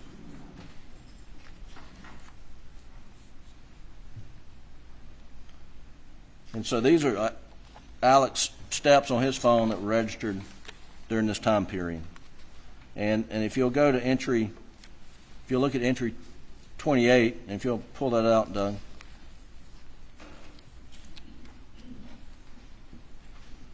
All right, so 28, this is between 9:02:18 and 9:06:47, and this is the time period that Mr. Waters in his argument said was scurrying around because he took. Can just bring it back a little bit more, please. So can we do it so we can see the whole line? Just that's fine. So that so here we see line 28 between 9:02 and 9:06. There's 283 steps, and it went 208 meters. So I want you to first, and so they take the position that this is him scurrying around. But if you do the math, which we haven't done here on this document, but 283 steps in 269 minutes, 269 seconds, turns out to be 1.05 steps per second. 0.05. 1.05 steps per second. Multiply that by 60, you get 63 steps per second. And if, ladies and gentlemen, this is a slow walk. 1 step per second. 1001, 1002, 1003, 1004, 1005. This is Alex scurrying around according to the state's case. And if you look at the distance in meters of the last, when he gets, I guess, to the house at 7:55 to 8:55, he goes 203 meters before it stops registering.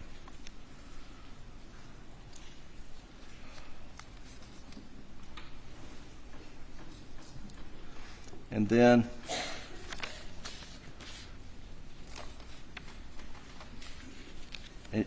one thing you will remember during this time period, between 9:02 and 9:06, at 9:06, Maggie's phone has an orientation change. Her phone has moved from here to here. But what her phone doesn't have, go to the second page. What her phone doesn't have are steps. And Lieutenant Dove testified that, yeah, it doesn't look like anyone that her phone is moving at 9:06, but there's no steps being registered. Alec is walking from 9:02 to 9:06. So we bear the reason that Alec is not walking with Maggie's phone.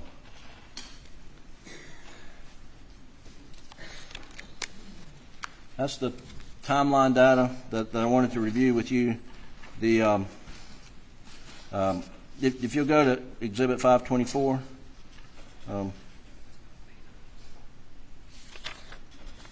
Defendant's Exhibit 524, please.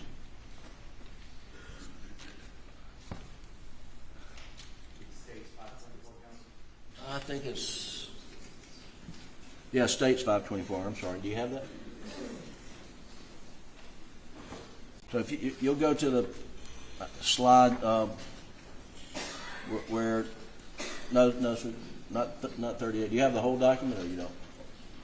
Oh, yeah, we'll drop that. Okay. Well, I mentioned earlier, and so State's Exhibit 524 is all the OnStar data. You will see there that he goes by the spot at 9:08 where Maggie's phone was found. And there was testimony that he sped up after he went by there. He sped up to like from 42 to 45 and went back down to 44 miles an hour when he went by there. He's not speeding up when he goes by the area where Maggie's phone was found, whenever it was tossed. and then they have, you know, a chart or slide that talks about how long it took him to get over there and the speeds that it took. And Mr. Waters was arguing to you that compressed the timeline. The faster he gets over to Alameda, it means that he's gone longer from Moselle, and it gives him a better alibi because, as you know, he's orchestrating this alibi. And so he's driving fast over to Alameda according to their theory, and we graphed it out, and he's driving, he's passing some cars, and he is, he's a fast driver. Okay, so they say, oh, he's compressing the timeline. Compressing the timeline is what they say. Compressing the timeline. But then they say, he drives fast on the way back. Why? He's driving the same speed over there, same speed back. There's no reason to compress the timeline coming back.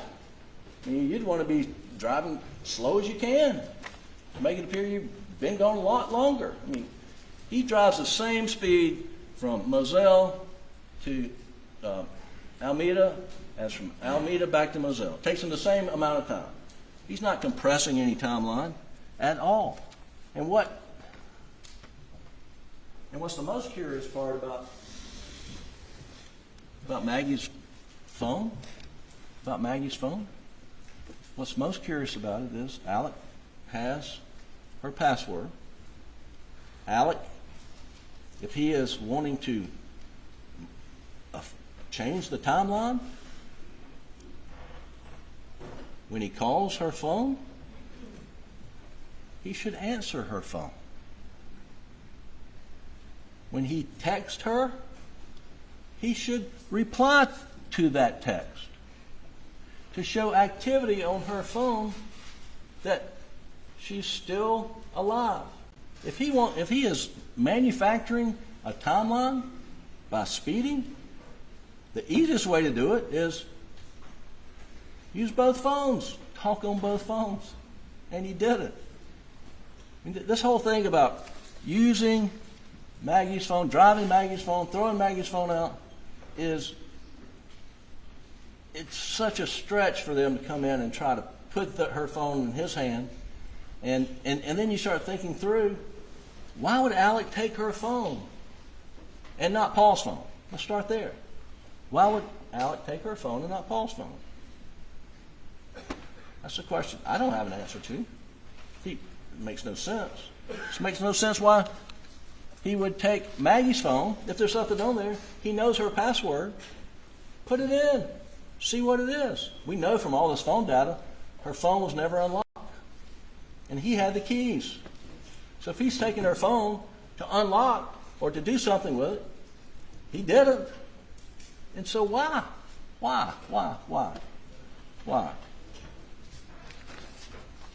And these are circumstances that have to be consistent with each other and have to point conclusively to the guilt of Alec Murdaugh, beyond a reasonable doubt.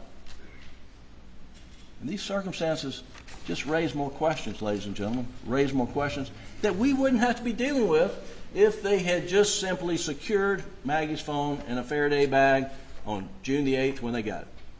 We wouldn't be here.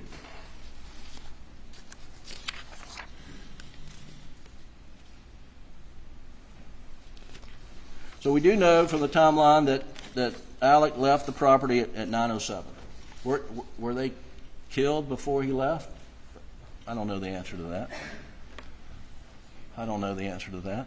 But we do know that if he was in the house when the shots were made down at the kennel, that he would not have heard them.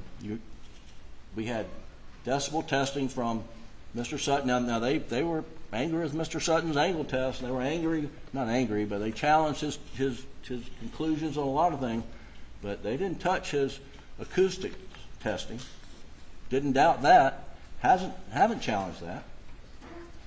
And so if he's in the house and shots are ringing down at the kennel, he doesn't hear them. Now, they say that sometime after 8:44, and they peg it 8:48, 8:50, because that's when Paul last responded to a text from this friend of his, but they ignore the fact that it had to be cleaned up, and I think Buster testified that takes 10 minutes at least to get the dogs in, clean up, and et cetera. And then there's all this 8:55 stuff going on Maggie's phone, but let's take him at their theory at 8:50, after having a pleasant conversation, talking about, is it a guinea or is it a chicken, and Bubba, and getting, all right, so 4 minutes later, let's go ahead and kill my wife and my son because I got questioned at the office today by Jeannie's secretary. Okay, that's their case. So let's run with it and see where it takes us. Well, it takes us that he leaves the property at 9:07. So from the moment, if he's got, if it happens at 8:50, he's got 17 minutes. 17 minutes. He would have to be a magician to make all that evidence disappear. As you heard, under either Dr. Kinsey or Mr. Palmbach, Dr. Reamer and Dr. Kinsey, Mr. Palmbach and Dr. Eisenstadt, either way, the shooter's covered with blood on Paul's shooting. And that's what all that testimony was about. It wasn't about trying to figure out who's got the right angles. The whole point of that is, while we ended up having to get our own experts, is to prove the shooter is covered in biological material, covered in blood, covered in everything, because of the blowback. And it wasn't until on reply that Dr. Kinsey said, oh, would there be blowback under my version too? Blowback meaning blood, biological material from killing Paul. So the shooter's covered in blood. The shooter's gun is covered in blood.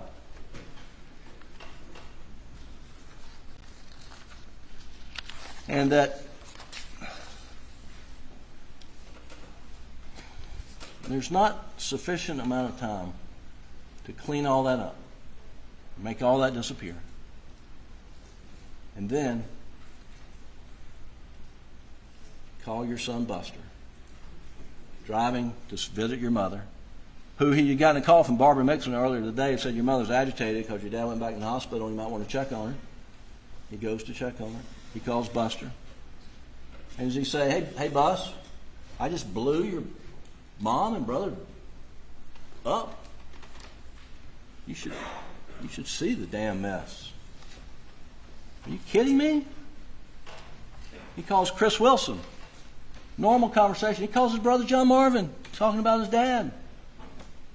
And then he goes over there and he sits down with Shelley and sits on his mom's dad. And he stays there 20 minutes, not 40 minutes or 22 minutes. I don't know. The records show what time. But the fact of the matter is, he's got no blood on him. He's acting normal as every day. He is the same old Alec. Yet their theory is he just blew the people he loved the most in this world, blew them away.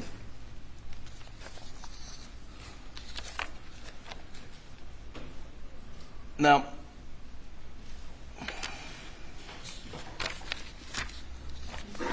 I'll talk a little bit about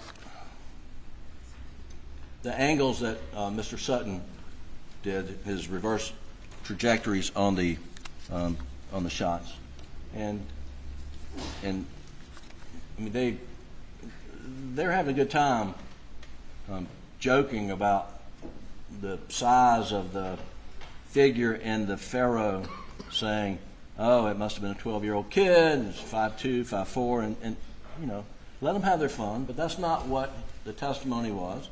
Testimony was that the barrel of the gun has to be at that level to make the shot into the quail pen. We didn't take the measurements. SLED took the measurements. And so, yeah, could a 6'4" person get down to that level? Sure. And Mr. Sutton says that's not a natural shooting angle. Could a 6'4" person get on their knees? Sure. shooters are in movement, and a 6'4" person's going to be moving around on their knees? I don't think so. But, you know, the most common sense thing here is there were two shooters. Because there were two guns, and as Mr. Palmbach said, one gun is high capacity, holds 10, 20, 30 rounds. And if you're going down to execute somebody, one gun's enough. Why take another gun that only has 3 shots? And Dr. Kinsey agreed with the angle coming out of the quail pen, so that the angle puts it pretty far away from the door of the feed room where Paul's killed. But it's not our burden. It's not our burden. It's their burden to prove to you, based on circumstantial evidence, that all the circumstances are consistent with each other and point conclusively to the defendant's guilt beyond a reasonable doubt. And those facts are just not consistent. Those facts are just not consistent.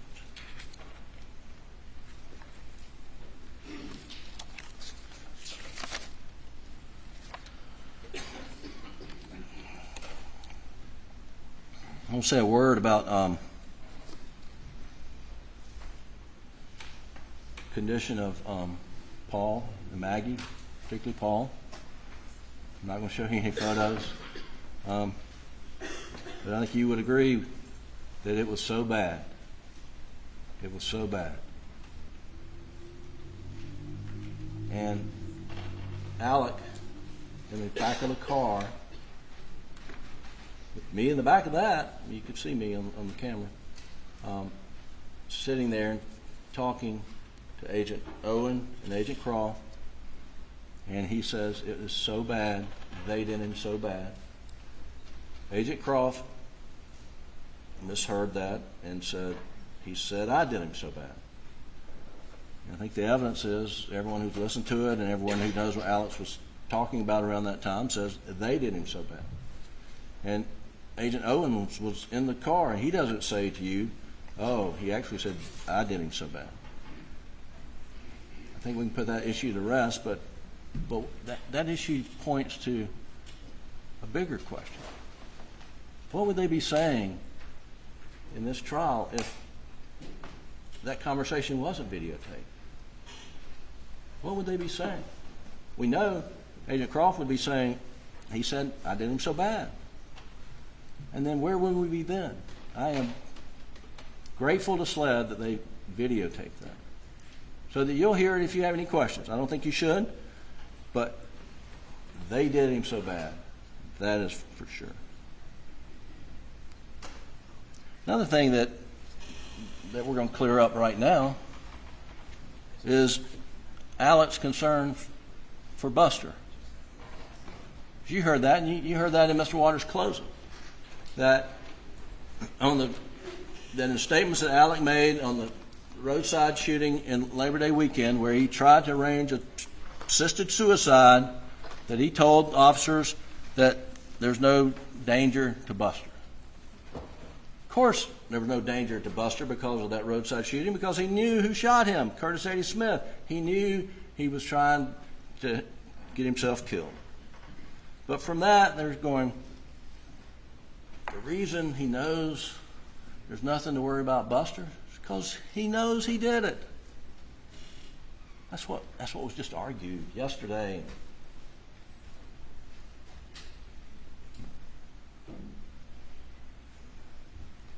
Well, Deputy McDowell, in a body cam video that's in evidence,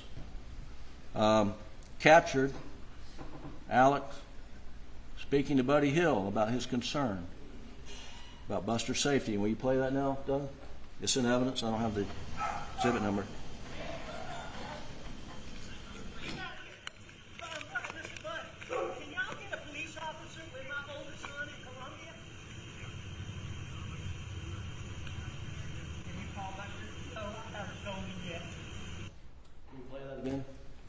I think the... Randy, what about Buster? You got to get... Mr. Bud, can y'all get a police officer with my oldest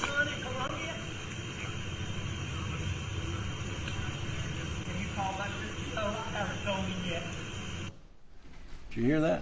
Can y'all get a police officer for my oldest son in Columbia? What about Buster? What about Buster?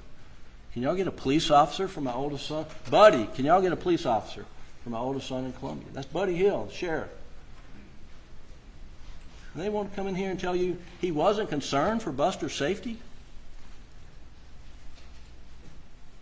Once again, I'm grateful Colleton County Sheriff's Department had body cams. Now you know. You know Alec was concerned. You know Alec asked for a police officer for his son in Columbia, Buster.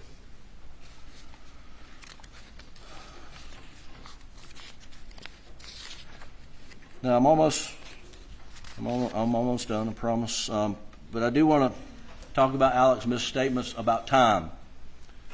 Alex told Deputy Owen during the interviews that, well, first, Alec's statements about time are not lies. They were just misstatements.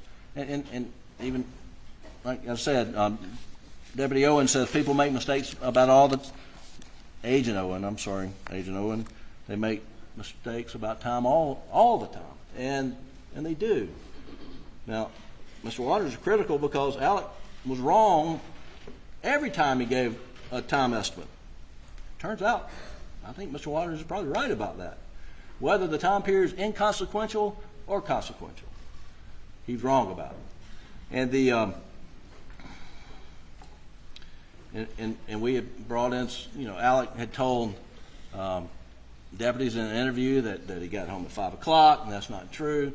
That he went to work that day at 8:30, that's not true. And so he is just wrong on times. But what was consistent, whenever he had an interview, he said, you get the records, and it will show what time did this, what time I did that. It will all be in the records. And guess what? They are in the records. And when the records show that his time estimate was wrong, they jump up and down.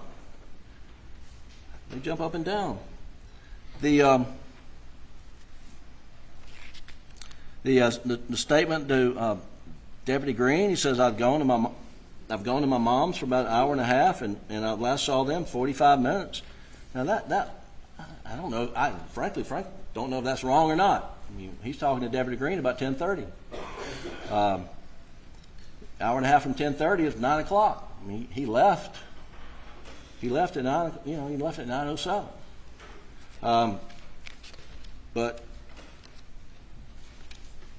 that's that. The question about what he did when he got down to the scene, and he said he ran up to Paul and Maggie, and he left his phone, and then went back to get his phone, and then he's talking to the 911 operator, and you can hear it, and he says, I've been up to it now, it's bad. He doesn't remember the sequencing, and I don't think anyone should hold that against him. Mr. Waters gets up here and says Maggie was running to her baby. Alec was running to his baby.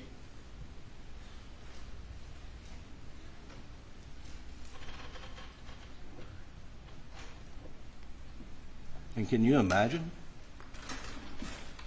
what he saw? And is it evidence of guilt that he doesn't remember what the sequencing was in that moment?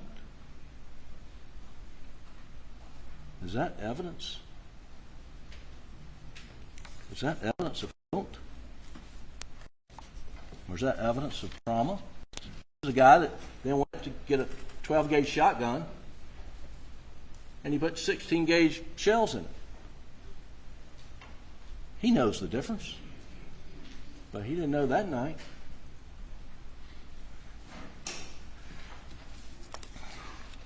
And I'm not quite understanding what the state makes of this.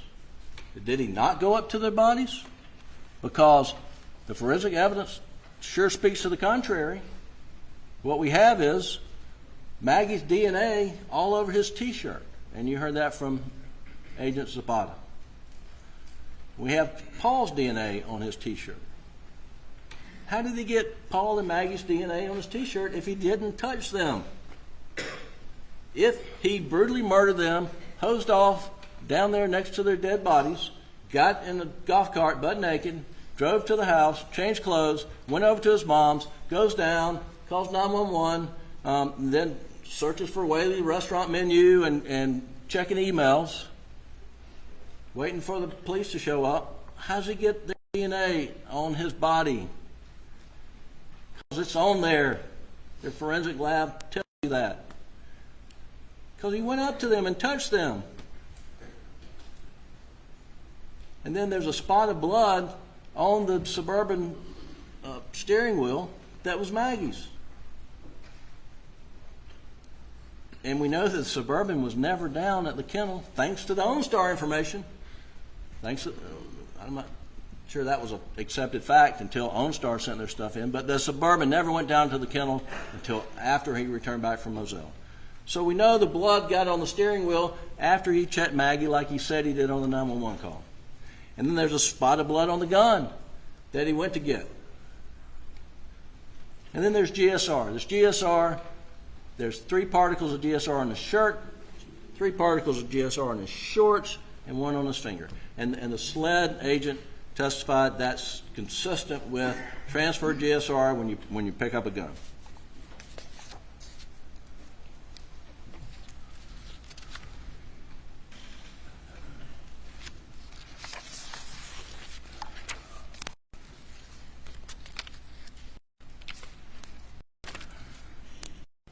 But really, we're back to the lie. We are back to the lie. Because that's all they have in this case, is that Alec lied to them when he last saw them. And he shouldn't have. And he shouldn't have. And he said, what a tangled web we weave once we start to deceive. And once he lied the first time, he was stuck with the lie, and he continued to lie. And he shouldn't have. He shouldn't have. And he told you, what was going through his mind. Probably wasn't rational, but he was in the throes of an addiction, and he just found his wife and son murdered. And he's being interviewed. He'd been swiped for GSR, and he does think David Owen is the guy that investigated his friend. But he was wrong, and he told you. Turns out he was wrong, but I thought that's who it was that night. And he was under investigation. He was being accused of obstructing the boating accident investigation. And he's under investigation by SLED for that. And he had all these skeletons in his closet. And he was wanting to get them away from him and looking for the real killer.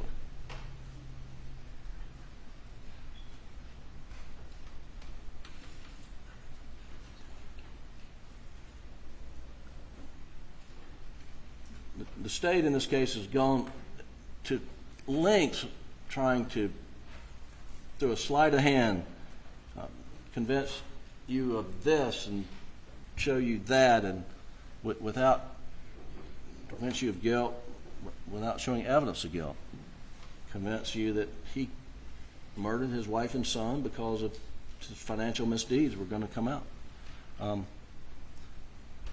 which is about the most illogical thing imaginable, and there's no evidence of that.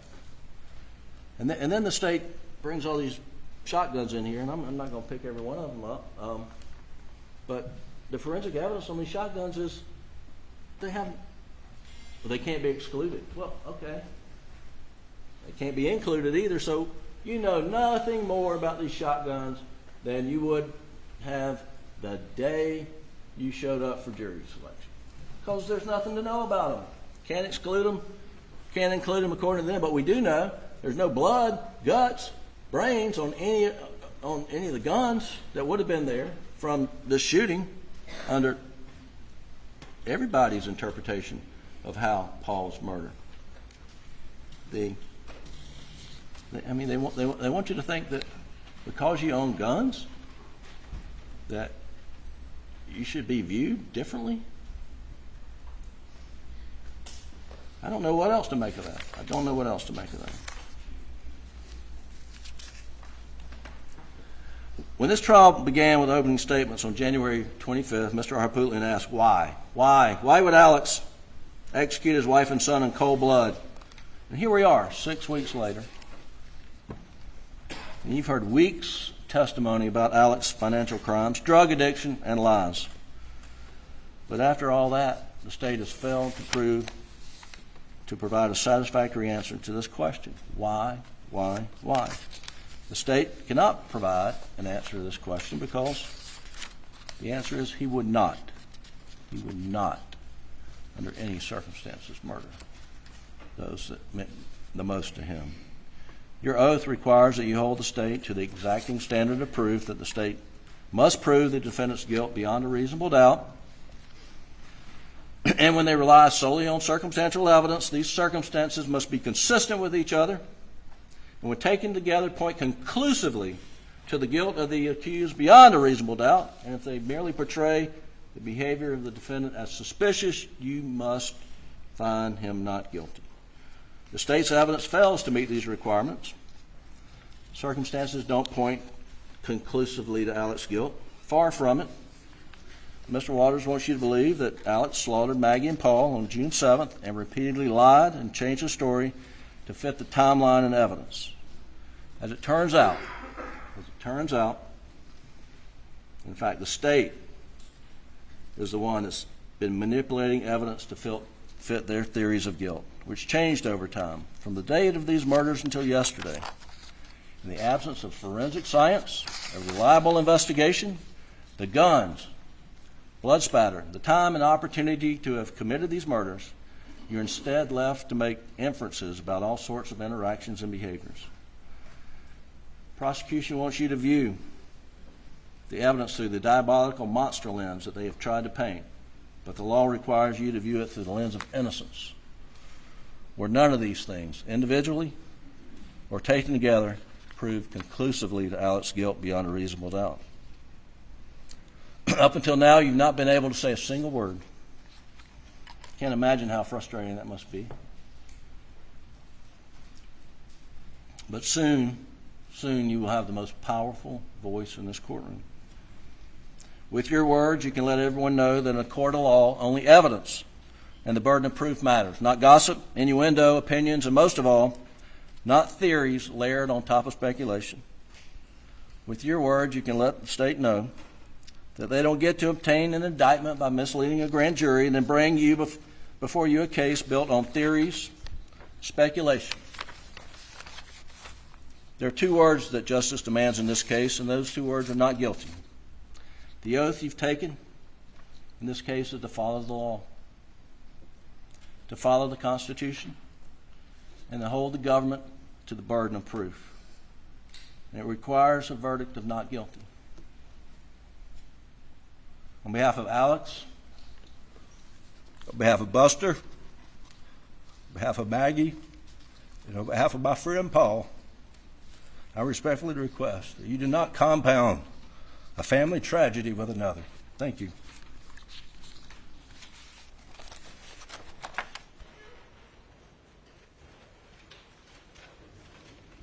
Ladies and gentlemen, we'll send you to the jury room for a break. Please do not discuss the case.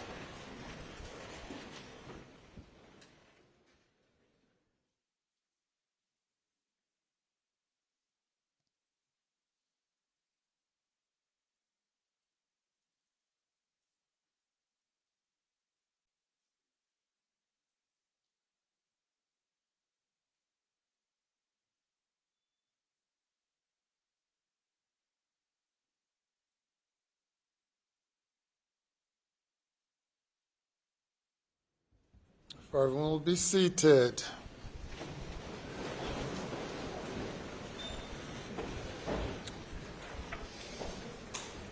So, Mr. Meadows, are you closing on behalf of the state?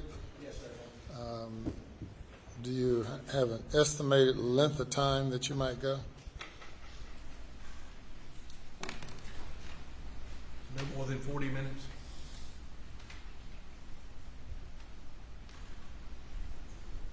You ready to go? If you give me, I just need to go to the bathroom. Sure. All right, we'll take a 5-minute recess.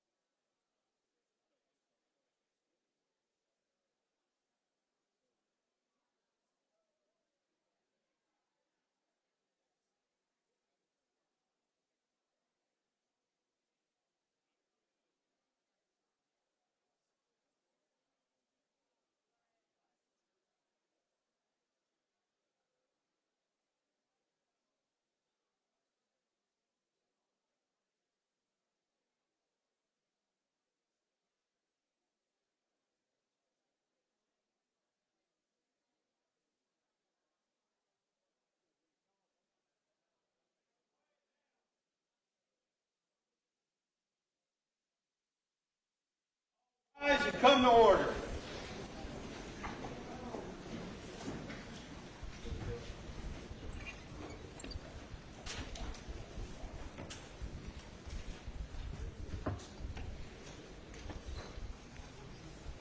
Be seated.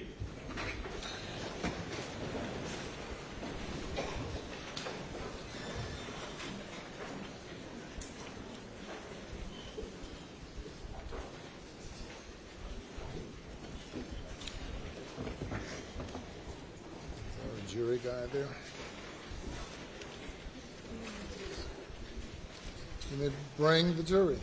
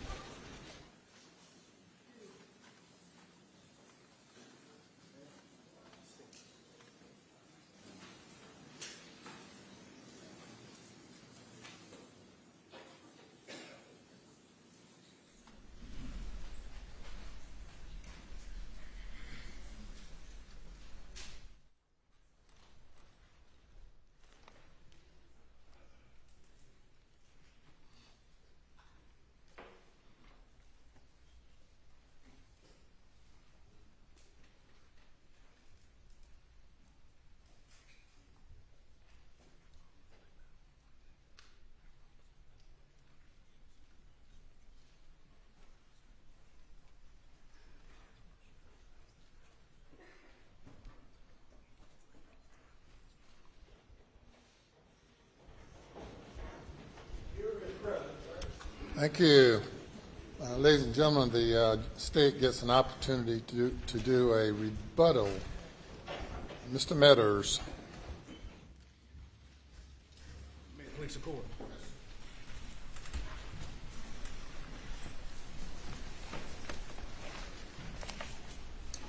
Good afternoon.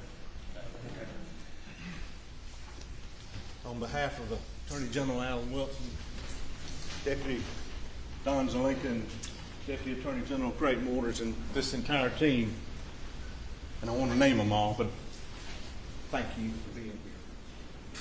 Thank you for the attention you've given this case. Being a juror is not an easy job.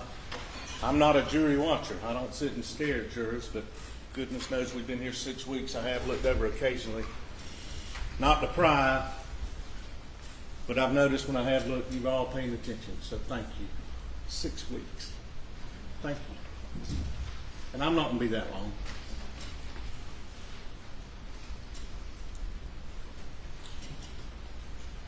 Your clerk, Ms. Hill, has done an outstanding job bringing the world to Colleton County, bringing the world right here with the hospitality of her grace, making everything as convenient as she can. But the one thing she didn't do and couldn't do is give you a booklet on how to be a juror. 5.5 weeks ago when y'all got here, 6 weeks ago, she didn't have that pamphlet for you because they don't exist. There's not a book on how to be a juror. But you have been preparing for this moment in this courtroom to decide this case your entire life. And it's called life. It's called living. It's called experiences. It's called interacting with your spouse, your children, your neighbors, your coworkers, your good experiences, your bad experiences, evaluating people, and deciding what's credible, what's believable. It's true in every case I've ever tried in my 34 years of doing nothing but murder cases. Credibility, believability. And I agree with Mr. Griffin. When I looked at this case the first time, I said to myself, this is a CSC case. Now, in our world, that means criminal sexual conduct. It's not a criminal sexual conduct case. This is a common sense case. And you didn't leave that common sense with you when you came here 6 weeks ago. It's with you now. It's been with you during the 6 weeks here and you're going to take it back into the jury room.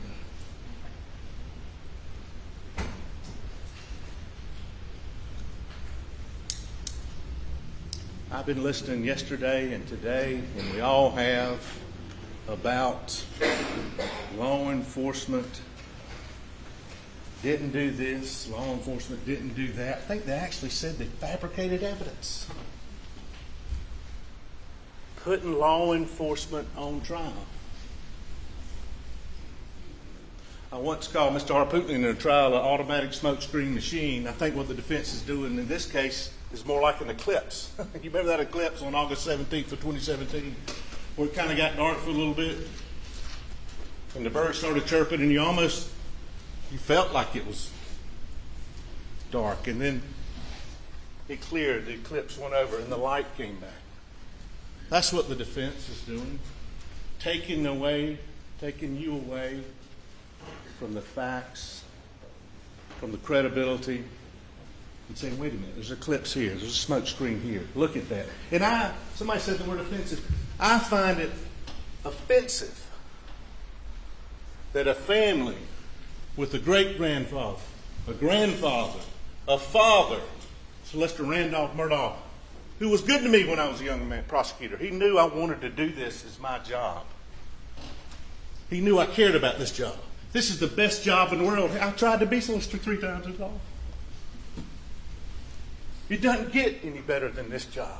And I find it offensive that the defense, through the defendant, who was also a part-time solicitor, is claiming that law enforcement didn't do their job. Listen to me, please. Didn't do their job while he is withholding and obstructing justice by not saying, I was down at the kennels. I was down at the kennels. I was down at the kennels. And he's going to blame everybody else. Is that offensive? Is that offensive? Mr. Griffin said a minute ago, can you imagine coming up on the scene and seeing, can you imagine not telling law enforcement, lying that I was down there and I saw them, I was right there? Why wouldn't you tell them that? Maybe get some more evidence. Did you hear somebody? No, I wasn't even down there. Credibility, believability. That really does sum it up. You remember 6 weeks ago today when Mr. Waters' fantastic opening and talked about direct evidence. And direct evidence is something you know it when you see it. It's evidence you gather with one of your senses. You hear it, you feel it, you smell it, you touch it, and you come in here and tell witnesses, hey, this is what I heard, what I felt, what I smelled, what I touched. But do you remember when he was describing circumstantial evidence?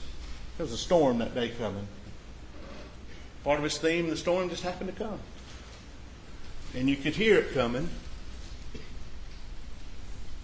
And then, during part of his opening, you remember it started raining? You could hear it. You could feel it. It's almost like circumstantial evidence morphed into direct evidence. And that's what happened in this case. Circumstantial evidence became direct evidence in many instances. This case is about two things. It's about being real,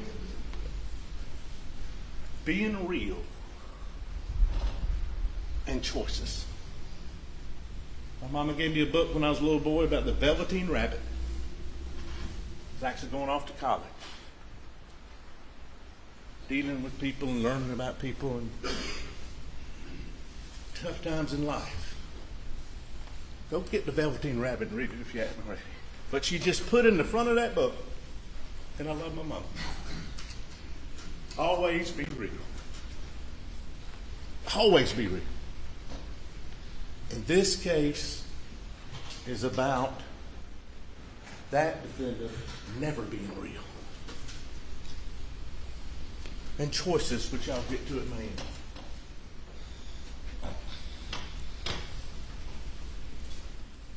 Ladies Ladies and gentlemen,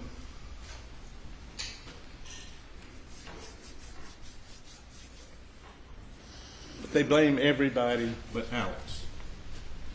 Everybody but Alex. Let's go back to the first. I'm not going to bring it out. But this back here, the press release was sent out. There's no danger. There's no danger. What did Alex not do? They showed a tape there. He's asking the sheriff, I think, call Buster. First time he tried to call Buster, took the sheriff a while to get out there. You know when the first time he called Buster? It was about 40 minutes. Well, actually, he texted him, didn't even call him. Wasn't his first thought. Wasn't the thing after he did 911. It was later. Perhaps even when some of his friends had gotten there. Don't call. No, right off the bat, if this happened, call my son. Call him. Buster, stay where you are. You with your girlfriend? Up there in North Charlotte? Go. We got some people after us. That's what's real. Don't you? You go to the police station right there. And what else do you do too? You don't talk about being real. What do you do? Y'all, I just left my mama. She's with Shelley. Get somebody over there. Get them over there. If these people are out here to kill us, get them over there. Go, please, take them right now. They're by themselves. I can't do that. That's why I took the guns. I can't tell them that. That's what's real. And he brings up the boat case right away. Right away. A year and a half previous. He's coming up for a hearing. Nobody's thinking about that boat case except Alice. And right then, he's using it to throw off. Here's your first suspect. Does that make any sense? They have a hearing coming up. They're going to look into resolve this thing. Nobody's out there thinking about a boat case on a Monday night. Anybody upset about that? Think about all the facts that would have to happen. They'd have to know both, as Mr. Waters said, somebody in the boat case would have to know that they're both there. They'd have to know they were there. They'd have to know that Alex just wasn't there. Oh, no, wait a minute. That he was there, but just for a little bit and went back up to the house. And they'd have to come. You know what? We don't need a gun. There'll be guns there for us to use. Yes, and that's great circumstantial and direct evidence. I'll get to that. They'll have guns there for us. They'll have guns there for us. We can use them. Does that make any sense whatsoever?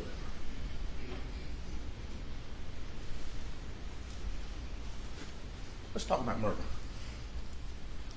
Murder is the intentional, malicious killing of another living, breathing human being with malice aforethought. What's malice? Y'all know what malice is? It's the name malice. It's the evil wickedness one person shows to another. You know how long it's got to exist? Just like that. At the pulling of a trigger. Pulling of a trigger. Pulling of a trigger. Pulling of a trigger. Pulling of a trigger. Pulling of a trigger. Malice aforethought. It can be expressed. Rarely happens. I'm going to kill you. Or it can be inferred. It can be inferred with the use of one gun. There's no claim of self-defense here. They're claiming they weren't there. It can be inferred 2 guns. Malice aforethought. And we don't have premeditation in this state. We don't have to prove premeditation. We don't have to prove motive. I think it's been proven. His world was collapsing. Mr. Griffin goes, does that make sense? Did in his mind. His world's collapsing. His world's coming down. This was the only way he could save. It's the only way. It's the only way he could save Alex. But if you don't, if that motive, well, I don't know, is that enough? Don't know. We don't have to prove motive. We're certainly there. That's one explanation. But if he's down there and he's angry, just don't sound like a real jovial there. Bubba! Don't let me forget about Bubba. Bubba! Come here.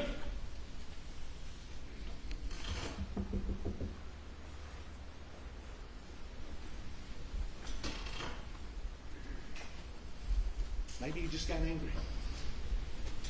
Maybe you got angry at Paul. Maybe you got angry, you started all this with the boat case. And maybe he just lost it. Maybe he just lost it. Maybe it looked like a suicide. And then Maggie came and he had to shoot her. I don't know. Only one person knows. And that's why we've got the motive. That's why we say he did it. But we don't even have to have motive. Just angry.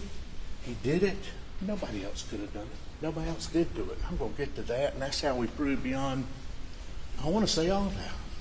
But our burden's only reasonable doubt. But losing it, and then you get the question, well, have you proven malice? Well, yes, sir. Yes, ma'am. 2 shots to Paul. Malicious. First one didn't do it, the second one finishes him off. 5 shots to Maggie. Not an accident.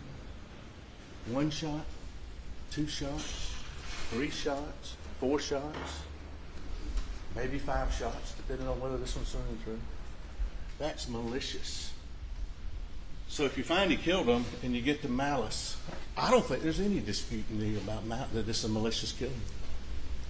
But I've got to go over that with you. Malice of forethought. And then the burden on us in this case, as in every case that's tried in this wonderful land of ours, that's why this is so great, I agree with you, is beyond a reasonable doubt. I'm going to borrow one of these waters if that's okay. It's not beyond all doubt. If that's the case, this courtroom wouldn't have been here as historically as long as it had. The law doesn't describe that, and listen to his honor. And I'm not playing up to him, he is the best. He's the law. Listen to him when he reads the law. Beyond a reasonable doubt. It's not beyond all doubt. We can't do that. It's beyond a doubt that would make reasonable folks hesitate to act. I was trying to retrial a case years ago and reading reasonable doubt from this ex-solicitor, Solicitor Wilson, I'll give him credit, describing reasonable doubt, and he said sometimes, questions are just questions. You can't answer every question, and the law doesn't require it. If after hearing all the evidence, or if you're firmly convinced of the defendant's guilt, you must find him guilty. If, on the other hand, you're not firmly convinced, then you must find him not guilty.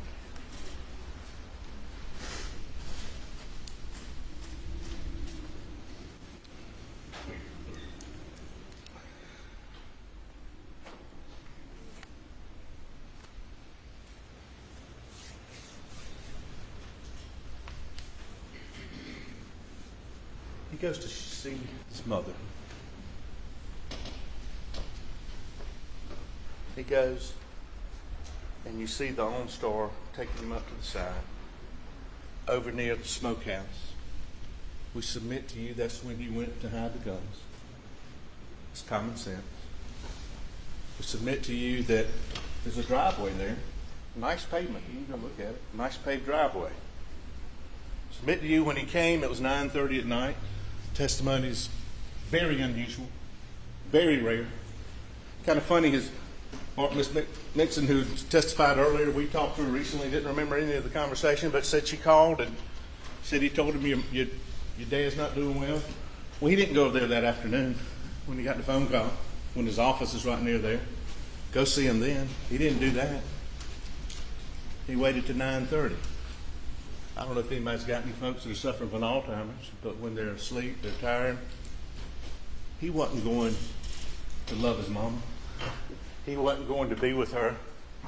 He was going there because he loves Alex. He loves Alex. And he was going there to create his alibi. At 9:30 at night, use your common sense.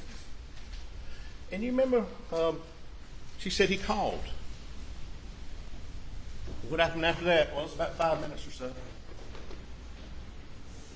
At first I was thinking, look, that's when he was going to hide the guns.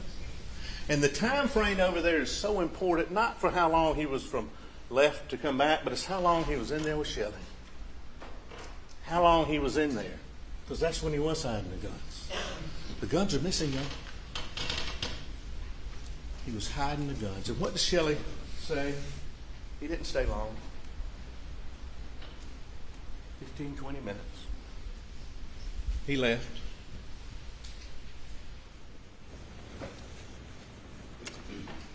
And later that week,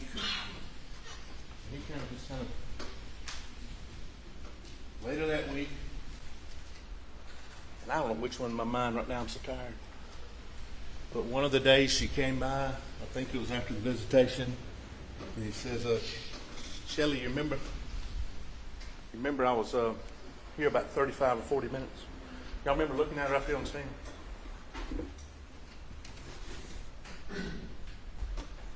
And she got visibly upset. I said, what's wrong? Ask her, what's wrong? What's wrong there? Was he there 35, 40 minutes? No, sir. Why are you upset? It's a good family. You think she knew right then? He's coming back to say, hey, I was here 35, 40 minutes now visiting my mom. Shelley said, no. No, you weren't. So upset that she calls her brother, police officer in Yamasee. You think she knew right then? And that's real. That's real. Shelley's real.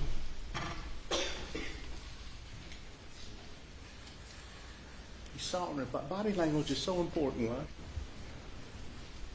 Body language is so important. We're talking about the defendant. All our body language. You see Shelley's. And then one day that week, never before, never, ever before, it's 6:30 in the morning. Doesn't call. He didn't need a timeline to create for that one visit. Didn't want a timeline. Didn't want a record of that. He comes to see Shelley. You ever been over that time before? No. What was he carrying? It was some blue vinyl-like. Remember I tried to. What? It's like this. What did you think it was? A tarp. I don't know what it was. And they try to gloss over it now. Tell you one thing they didn't gloss over. You remember when she was on the stand? I said, well, have you talked to them? Have you talked to their investigators? Well, yes, sir. Did they record you? Yes, sir. Can I have a copy of it? And then we came back and we got a copy. And two investigators, they were worried about it then, went down and talked to her. And talked to her about her times and ran times by her and asked her if she'd ever seen anybody in this blue coat. Have you ever worn? They were worried about it. Because that's great circumstantial evidence. It kind of morphs into direct evidence. I saw him come in at 6:30. You even heard, they asked one of the experts, well, could it stay on there for 5 years, 10 years? Sure. This was days after the murder. Shelley sees him come in with a blue something. Well, where'd he go? He went upstairs. Why? I don't know. Did you see it later? Thought I saw it on the chair. Can't answer every question. Miss Mixon sure didn't see it the next day. Now, ask her, was there another tarp there? Well, there was a blue and silver tarp. Picture of it, too. That wasn't it, though. This was all blue. And the only other blue tarp that's in evidence, and I let it go in just so I could argue this right now, is the tarp that they showed Shelley that they got from Kmart. That's not real. This tarp, no. Looked like that. I don't know what it was. He had it bungled up. Well, lo and behold, when we find out this information, and they try to make a big deal about it, I think it makes it more pure. She's at a traffic stop or an accident or something. She tells the police officer, I forgot about this. You can't make it up. So they get a search warrant, and they go search. And lo and behold, crumbled in the closet is a blue vinyl something where you pull it out, and it's this jacket. You see how evidence of a fact and another fact that leads to the fact in question? I don't know why he put it in there. I don't know why he killed his wife and son. I don't have to say why. I think he did it to protect the one he loved the most. The one he really loved the most. So he could keep his lifestyle and not be embarrassed financially, and he wanted to keep going and loving Alex. I don't know why he kept that jacket. Maybe it was Solicitor Murdaugh's jacket. Certainly consistent. It might have been in that truck. I think one of the family said he kept a lot of stuff in that truck. Might have been out in that stump house. I don't know. But he brought it back in there and hid it. 6:30. Days after the killing. And what's inside? Wait a minute. What's on the outside? There's a little bit. Gunshot here and there. What's on the inside? The inside. Minimum 38 particles. It got so much that Megan Fletcher finally said, we get, I can't remember the term right now, we get so many, I just stopped. I'd have been there for days. Gunshot residue. Inside the rain jacket, the blue tight garment that Shelley said, I saw him carrying something like that. He got rid of the guns, and he's hiding it there for some reason. Thank goodness he did. Because thank goodness for Shelley for bringing that in. That's what he disposed of the guns with. And what else happened? She said he left, and before that, she thought he'd left. He came back, and he had moved to ATV, and then he said he was in another truck, and he came back, and then he left. He's disposing and hiding whatever he was doing with that evidence. Only one person knows. But that blue rain jacket, that tarp, is incredible circumstantial evidence that we ask you to consider when you go back there. Is Shelley making that up? How could she make that up? How could she know there'd be a blue tarp in that closet? Same closet, same stairs he went upstairs. We went upstairs. I can't explain the tarp on the chair. Don't have to. We can't answer every question. That doesn't mean it's not reasonable doubt.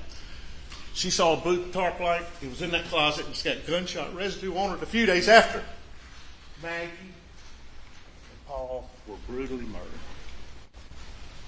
And that's consistent with every reasonable hypothesis. And you know the thing he told Shelley?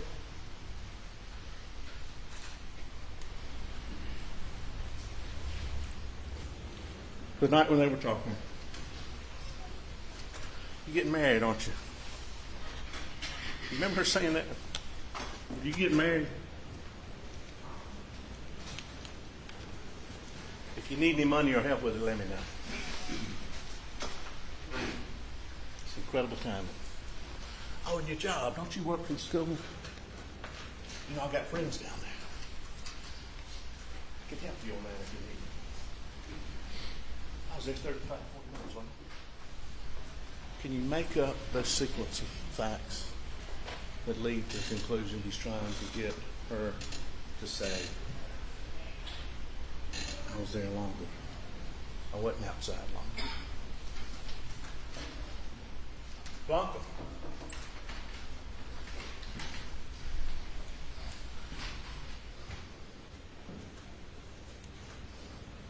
Blanca loved Maggie. I didn't realize that really until I talked to her just a few times. I met her years ago in a federal prison. Remember when I saw her? Remember her name. But you know, even when Blanca was quit working for him for a while, and you remember she had health problems and said she saw Maggie on the road somewhere. And they kind of pulled off and just talked. Just called up. Blanca cared about Maggie. You knew her so well, she knew what you wore to bed and what you didn't wear to bed. And that kind of bothered her about the clothes that were laid out. Some undergarments, which she knew she didn't wear. But Blanca's texting Maggie. Maggie's texting Blanca on June 7th. And in one of his statements, and I'm going to get to those, he said, you know, Maggie wanted to come. She wanted to come. Well, no, sir. No, she didn't. She was having work on her other stuff. He tries to say in here today, look, she was in Charleston. She was going back to other stuff. Remember the text to Blanca, well, I left the workers there, but I guess it'll be okay. He had said, come. I want you to come. She didn't want to come. We also know that from her sister Mary, who had a little regret in here today. Didn't hear much regret from over there, but you know who regretted? Who was real? Was Mary. I encouraged her to go. She didn't want to go. They got in close. You know, it's like siblings. Jane, Marshall, James. I had to get my siblings on the record. We love each other. But she had that relationship. You know, we weren't close. Then we got closer as the kids got older and got going. We were close. We talked. One of her best friends. And she told her, why aren't you going over there? She regretted that. But she killed her about it. But that refutes his lie. Oh, she wanted to come. She wanted to come. No, sir, you wanted her to come. Why? Had he already planned it out? Was his world collapsing? He didn't have to. We don't have to prove he did. But he got her there. She wasn't planning on being there. Blanca's got the food ready. She leaves. Let's stay on the real train for a minute. She goes home. She gets a call sometime that night. And this is real. What does she do when she hears? She drops the phone. Remember that? Her husband had to get on the phone. She dropped the phone. Real emotion. Because she cared about Maggie. That's real. And you remember she described that day when she left Alex leaving, and I put his shirt up, got his collar, helped him with his, I assume it was a blue jacket, I don't know. Described the shirt. Remember, just kind of tucked it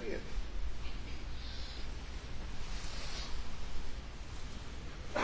And now on Alex's second interview, when he's confronted by David Owens. And they actually showed him the video of the tree. They showed him that.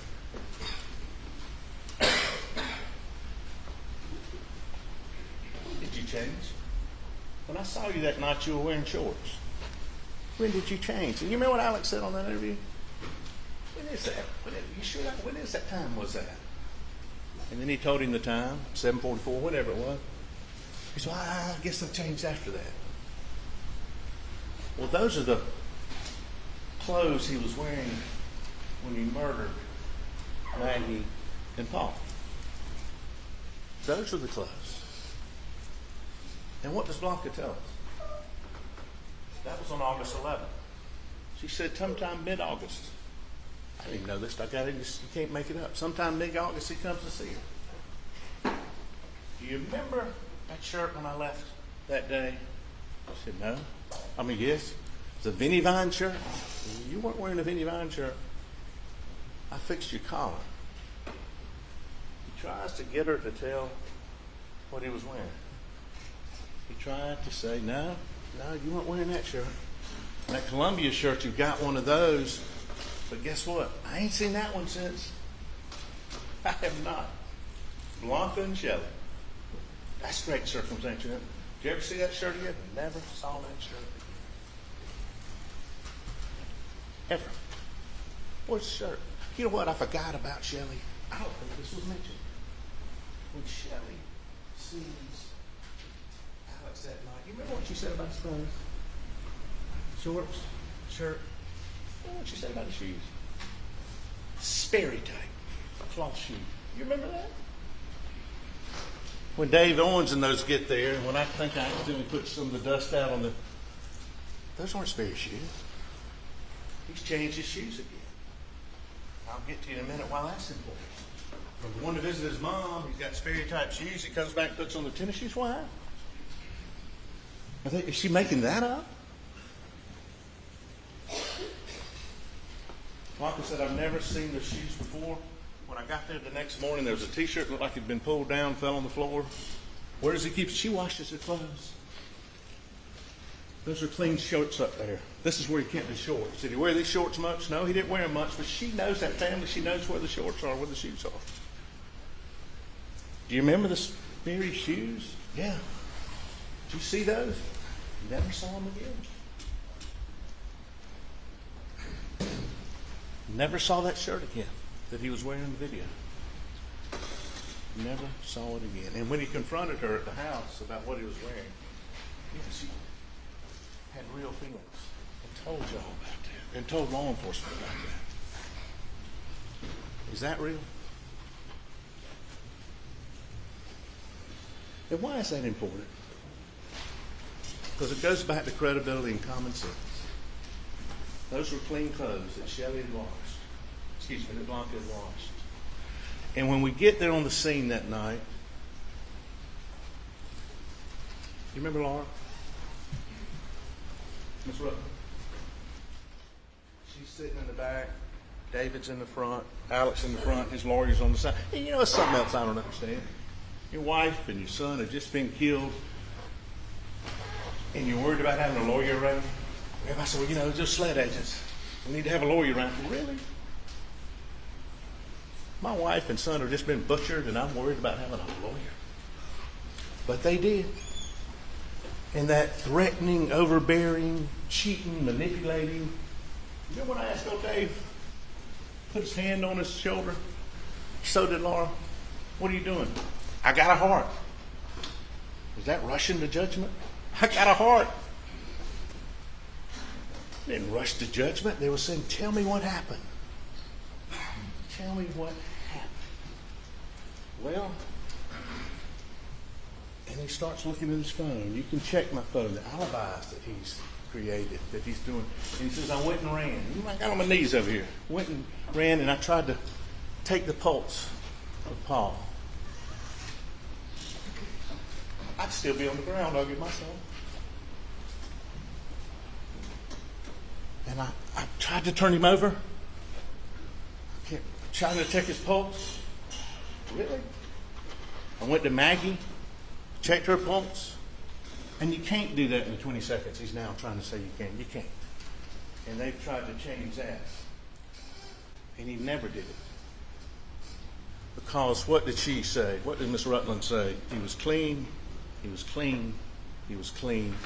He was clean. He washed up.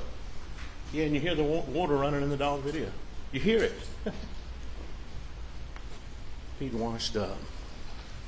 And this phone, tried to make a big deal about this phone that you do see right afterwards when we know he was down there. There's some movement on Maggie's phone. But every expert has said, just because if one phone's down here and the other one's walking, you're not going to have steps on that phone. He took Maggie's phone, the golf cart, however he got, drove back up to get those shorts and that shirt.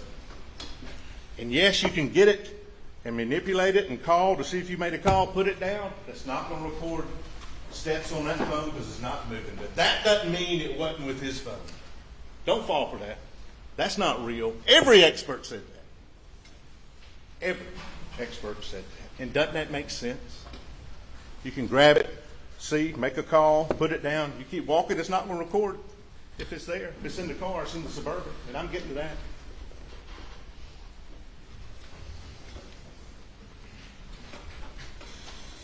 So what happened? And this is why I asked Miss Rutten. And they're bringing in drug use. If he did as many pills as he said, he'd be dead. You can't take that many pills. That's your common sense. But why I ask her this, I'm asking, I want to look at every one of y'all. Tell me what he was like in that car. You've got the video. Did he appear to understand you? Yes, sir. Were his answers timely? Yes, sir. Were they subject matter appropriate? Yes. Do you understand him? He can understand you. Look, he's thinking. He's opening the door. Was he in his right mind? Of course he was. And why is that so important? He says he didn't go down there. Is that enough? Yes. With everything else, that's enough. I never went down there. He's in his right mind. I never went down there, Dave. I never went down there, Lord. I never went down there after supper. I stayed up. I took a nap. He goes from taking a nap from 6-7. The next time they met, 6-10. I took a nap.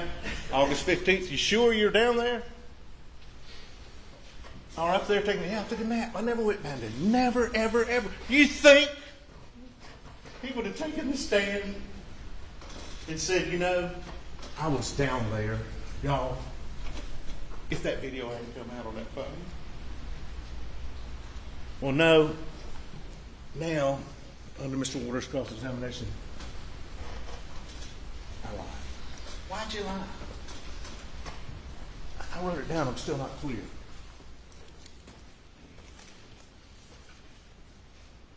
I had paranoid thoughts. Usually I can take a deep breath and get through it. But I couldn't, so I just lied. Once I lied, I continued to lie.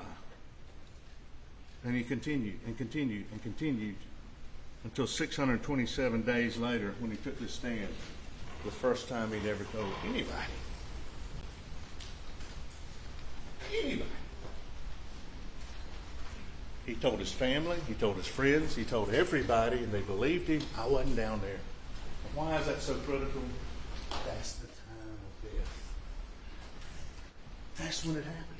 That's what the records show. That's when the conversation, yes, it is important. Paul, who used his phone all the time, Paul is in a conversation about the dogs, interacting. Well, send me the picture. He does. And then it stops. Yes, that's when it happened. And then Maggie's phone. A little bit text. She reads that text. I think she went to her car. Y'all decide. Nobody knows. One person knows. She goes to her car. And she's got some rings there she's putting back on. I think she's got 2 rings there, and she's putting on another in the car. Maybe they've been working in the kennels. There's one shooter. There's only one shooter. And she hears that shot, and she comes back around. She hears the shot. She reads the last text y'all will have in there. I think she opens the thing about Solicitor Murdaugh. He doesn't. And then you don't see anything else. You don't see anything else on the phone. So is that common sense? Yeah, that's when they were gone. Yes. Yes. When they interact so much. Yes. That's common sense. And that's why it's so important. You want to help law enforcement? You're in law enforcement? I was down there. Y'all know what? I was down there. I didn't take that nap as long as I did. Did you hear anything? Why would you not give that information? Okay, then the 10th, with his lawyer, Mr. Griffin, in the car. Did you go down there? No. Look at him. Is he coherent? Is he under the influence of anything? Is he withdrawing? No. I want to help you. I want to help you. And then on the 15th, here's this video. Here's you in the tree. Now, Rogan says he thought he heard you down there earlier. Well, I don't think so. Why not say it then? Think about it. Well, it's just Rogan's word. Does that make any sense? Just Rogan's word. No, sir, I can handle that. He made a mistake, like Shelley did. Like Mark it and close. No, sir. I can handle that, though. But when the video comes out, he's stuck. He's stuck. I'm going to try to wrap up.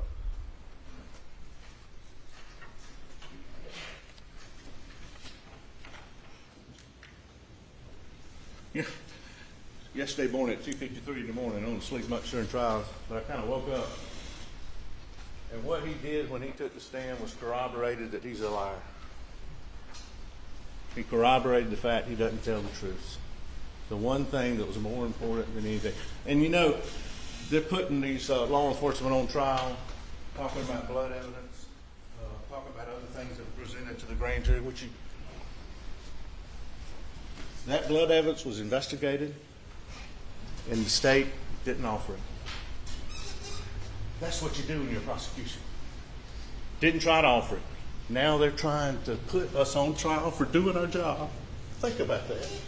Blame everybody else. Look, they looked into this, and it didn't turn out to be So now we're going to blame them. We didn't try to present it. Isn't that ironic? They're now jamming us for doing our job. Jamming us for doing our job. All the evidence of the guns, and I'm going to get that in a minute. The timeline, the incredible timeline, his lies, all of that, the gunshot residue, all of that's presented. And do we make mistakes? Yes. And that happens in life. But you don't lie and misremember being at the scene of a murder when you said you weren't even there, or being at the scene where your family was brutally murdered. You don't lie about that. That's not a mistake. That's not a mistake. This is the state of South Carolina versus Richard Alexander Murdaugh, not the state versus David Owens, not versus Sled. And I want to tell you something. Sled, Walterboro, Laura Rutland's working with David Owens. Sled starts working with the FBI. They're working together. This is, think about it. Rush to judgment. They gave that man every benefit of the doubt. Oh, what are y'all doing? How's it going? You remember that third interview when he was David Owens said, well, and I submit to you, they're taking those interviews where he's trying to come find out what they've got on him. Well, why is this thing looking? How's this thing looking? Well, we've got some shell casings by Maggie's body out over there where y'all shot in the range, and some shots out there by the side of the house. The shell casings, they all were came from the same gun, all cylindered in the same gun. You think if they didn't, they could find an expert to refute that, they would have? And Alex says, "Oh, really? So the gun was there." Yeah, you see his reaction? They all came from the same gun on Maggie. Now the other one, Mr. Griffin tried to argue. Paul Greer, yeah, it could have come from that shotgun. Don't know.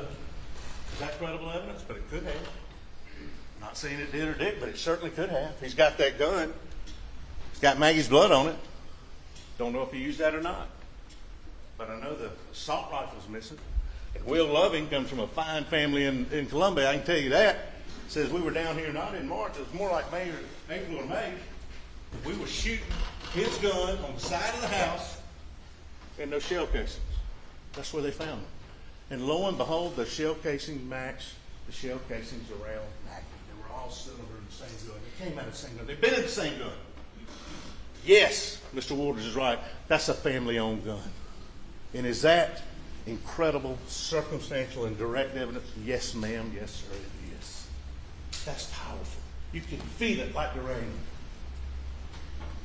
The murderers come in. There'll be a gun there. We'll just use their gun. Does that make any sense?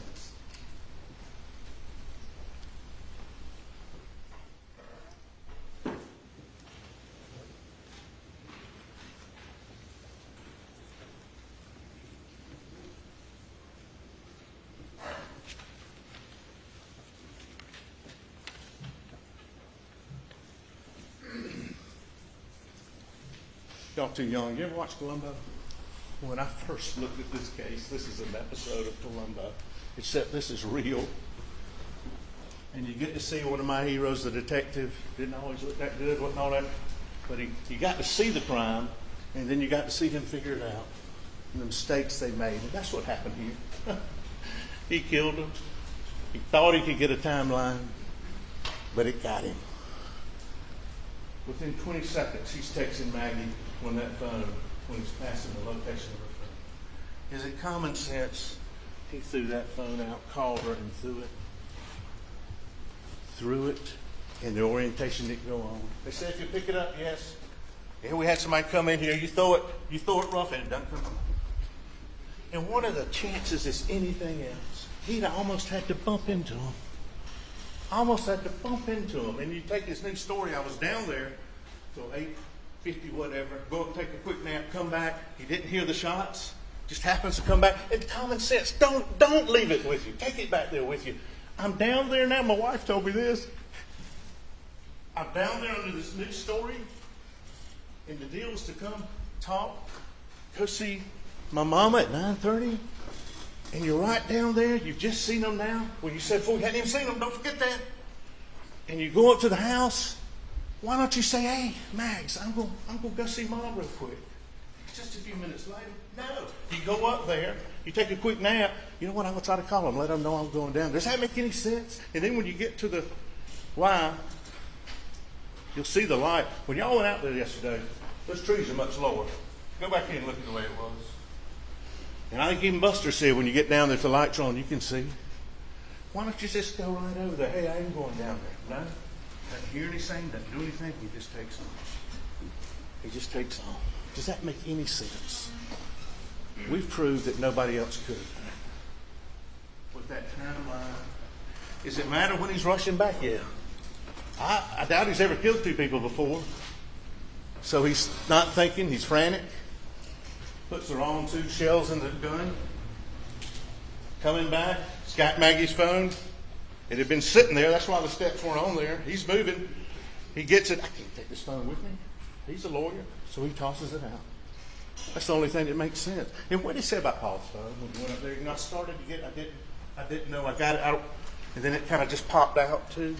Does that make any sense? You've got to evaluate everything. If you can't believe somebody's credible on one thing, how can you believe them on the ultimate issue when they said they didn't? When the only thing they corroborated for you throughout the investigation, throughout this trial, and throughout Mr. Waters' cross-examination is he's a liar. And that's all you can judge people on.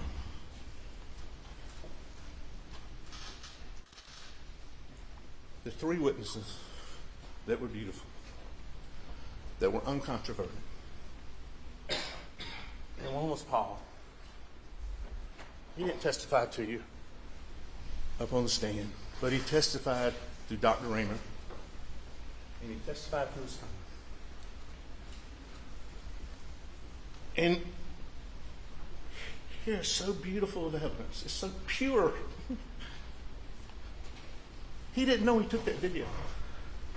That's why he said he wasn't down there. And this is beyond all that. We respectfully submit. Paul knew. Dad, I got some insurance. I got some insurance. Not the kind of insurance you've made money off of. An insurance some clients you gave back and some you didn't. I've got some insurance on you. I don't know why you killed me. I've made some mistakes. You heard a lot of good things about Paul, too. I know I put your life, open your life, your fake life, with this boat case. Your finances are coming out. I know that. But if you go lie and say you weren't down here, I got you. I don't know when it'll come out. Maybe you'll go ahead and lie.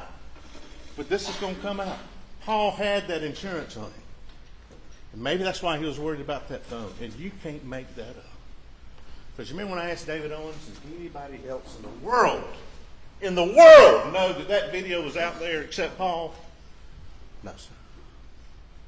And that's incredible evidence. And it did sit there until law enforcement, working together, the states, the local, SLED, everybody, got it out. And that's great law enforcement. Thank you. Yes, and that's when the case changed, along with all the other evidence. Maggie testified to you. He shot me here. He shot me here. And look at all the shell casings around me. Y'all look at them. They're the same ones that Will Loving shot with Paul. They're the same ones that have been shot down there. Yeah. They came out of the same gun. That's great direct and circumstance. And finally,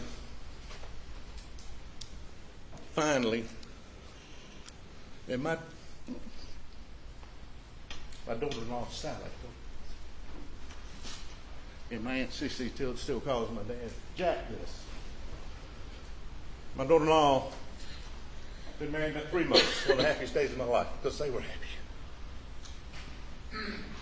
They were watching that kennel video. She and her dog Tater. And when Bubba started to bark, that's what my aunt calls him, Dad, Bubba. Tater barked.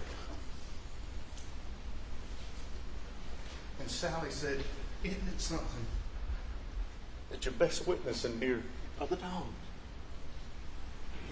You know, some people say they got a sixth sense. You think Bubba knew? You think Bubba knew something? You got Alex to say something. Bubba! Thank God for Bubba. DNA, and that DNA, when people live together, you'll have it all over your shirt. That's not it. But DNA, in this case, that dog negates all. Thank you, Bubba. And guess where Bubba is now? Bubba's with Blackout. Bubba's with Blackout. You can't make that up. And that puts him down there. And that's a lie he told and told and told. I went down there. Why aren't y'all doing something, law enforcement? Why aren't you telling us you were down there? Why aren't you telling us you were down there?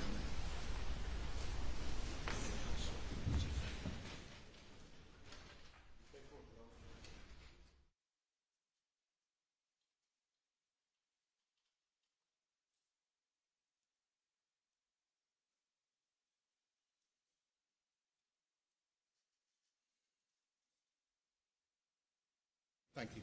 If he tried to respond to his phone, as Mr. Griffin said, it would show that he was going to Malamita. He had to get rid of that phone. He had to get rid of it there. Finally, it's about your greatest power. My dad gave it to me when I was young. He said, read it. Your greatest power. You know what it is? Your greatest power is your power to choose. Choice. We've all got it. We're born with it. We use it every day. We use it when we treat people, whether we say, hey, where we're nice, whether we forgive people. We make good decisions. We make bad decisions.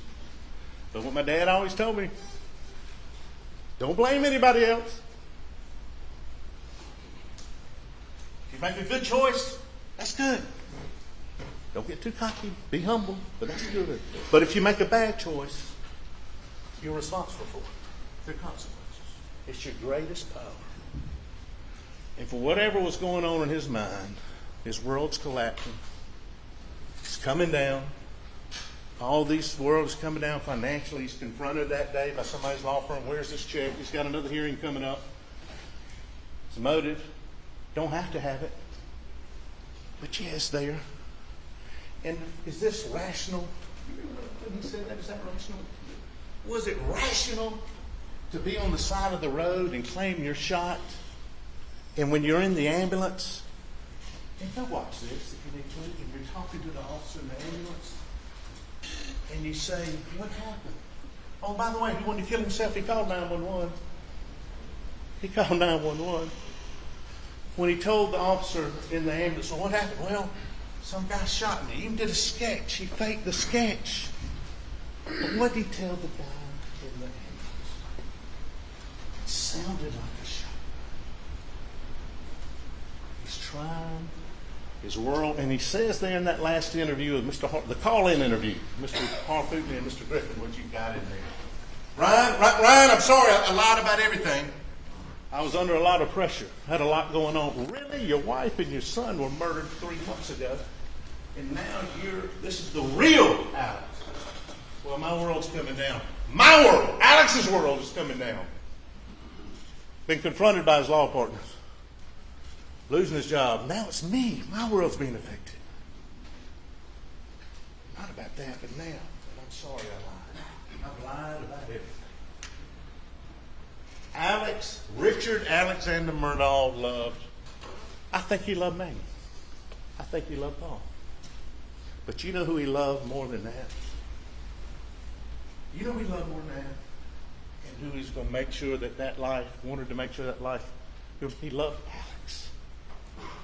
And he exercised his greatest power of choice to make sure that life continued, or try. And it couldn't.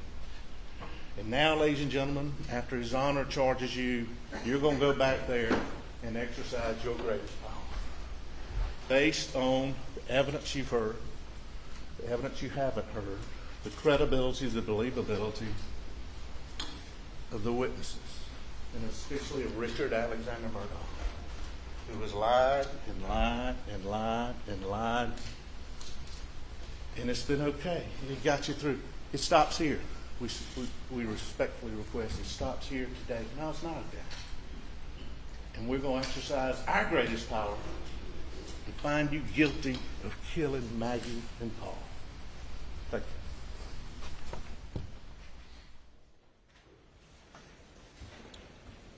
you. Ladies and gentlemen, you've now heard the evidence and you have heard the closing arguments. Next up will be jury charge and then your deliberations. We're at lunchtime. We're going to take a break for 1 hour and 15 minutes for lunch, and you'll come back. I'll charge you on the law, then you will deliberate. Please do not discuss the case.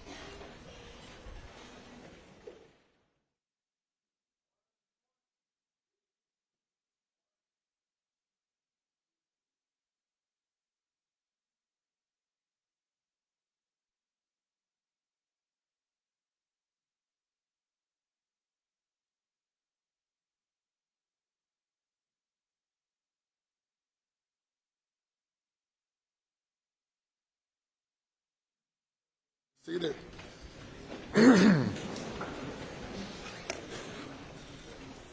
When we resume, I intend to go directly into charging the jury. When I'm charging the jury, no one comes, no one leaves. Before we break for lunch, are there any matters to discuss regarding the jury charge?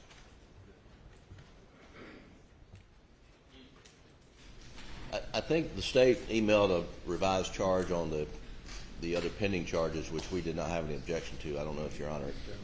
We received it and incorporated that into the charge with correcting a typo here, typo there. We don't have any additional charges or any objections. And without addition, we don't have any either. All right, we'll be in recess for 1 hour and 15 minutes.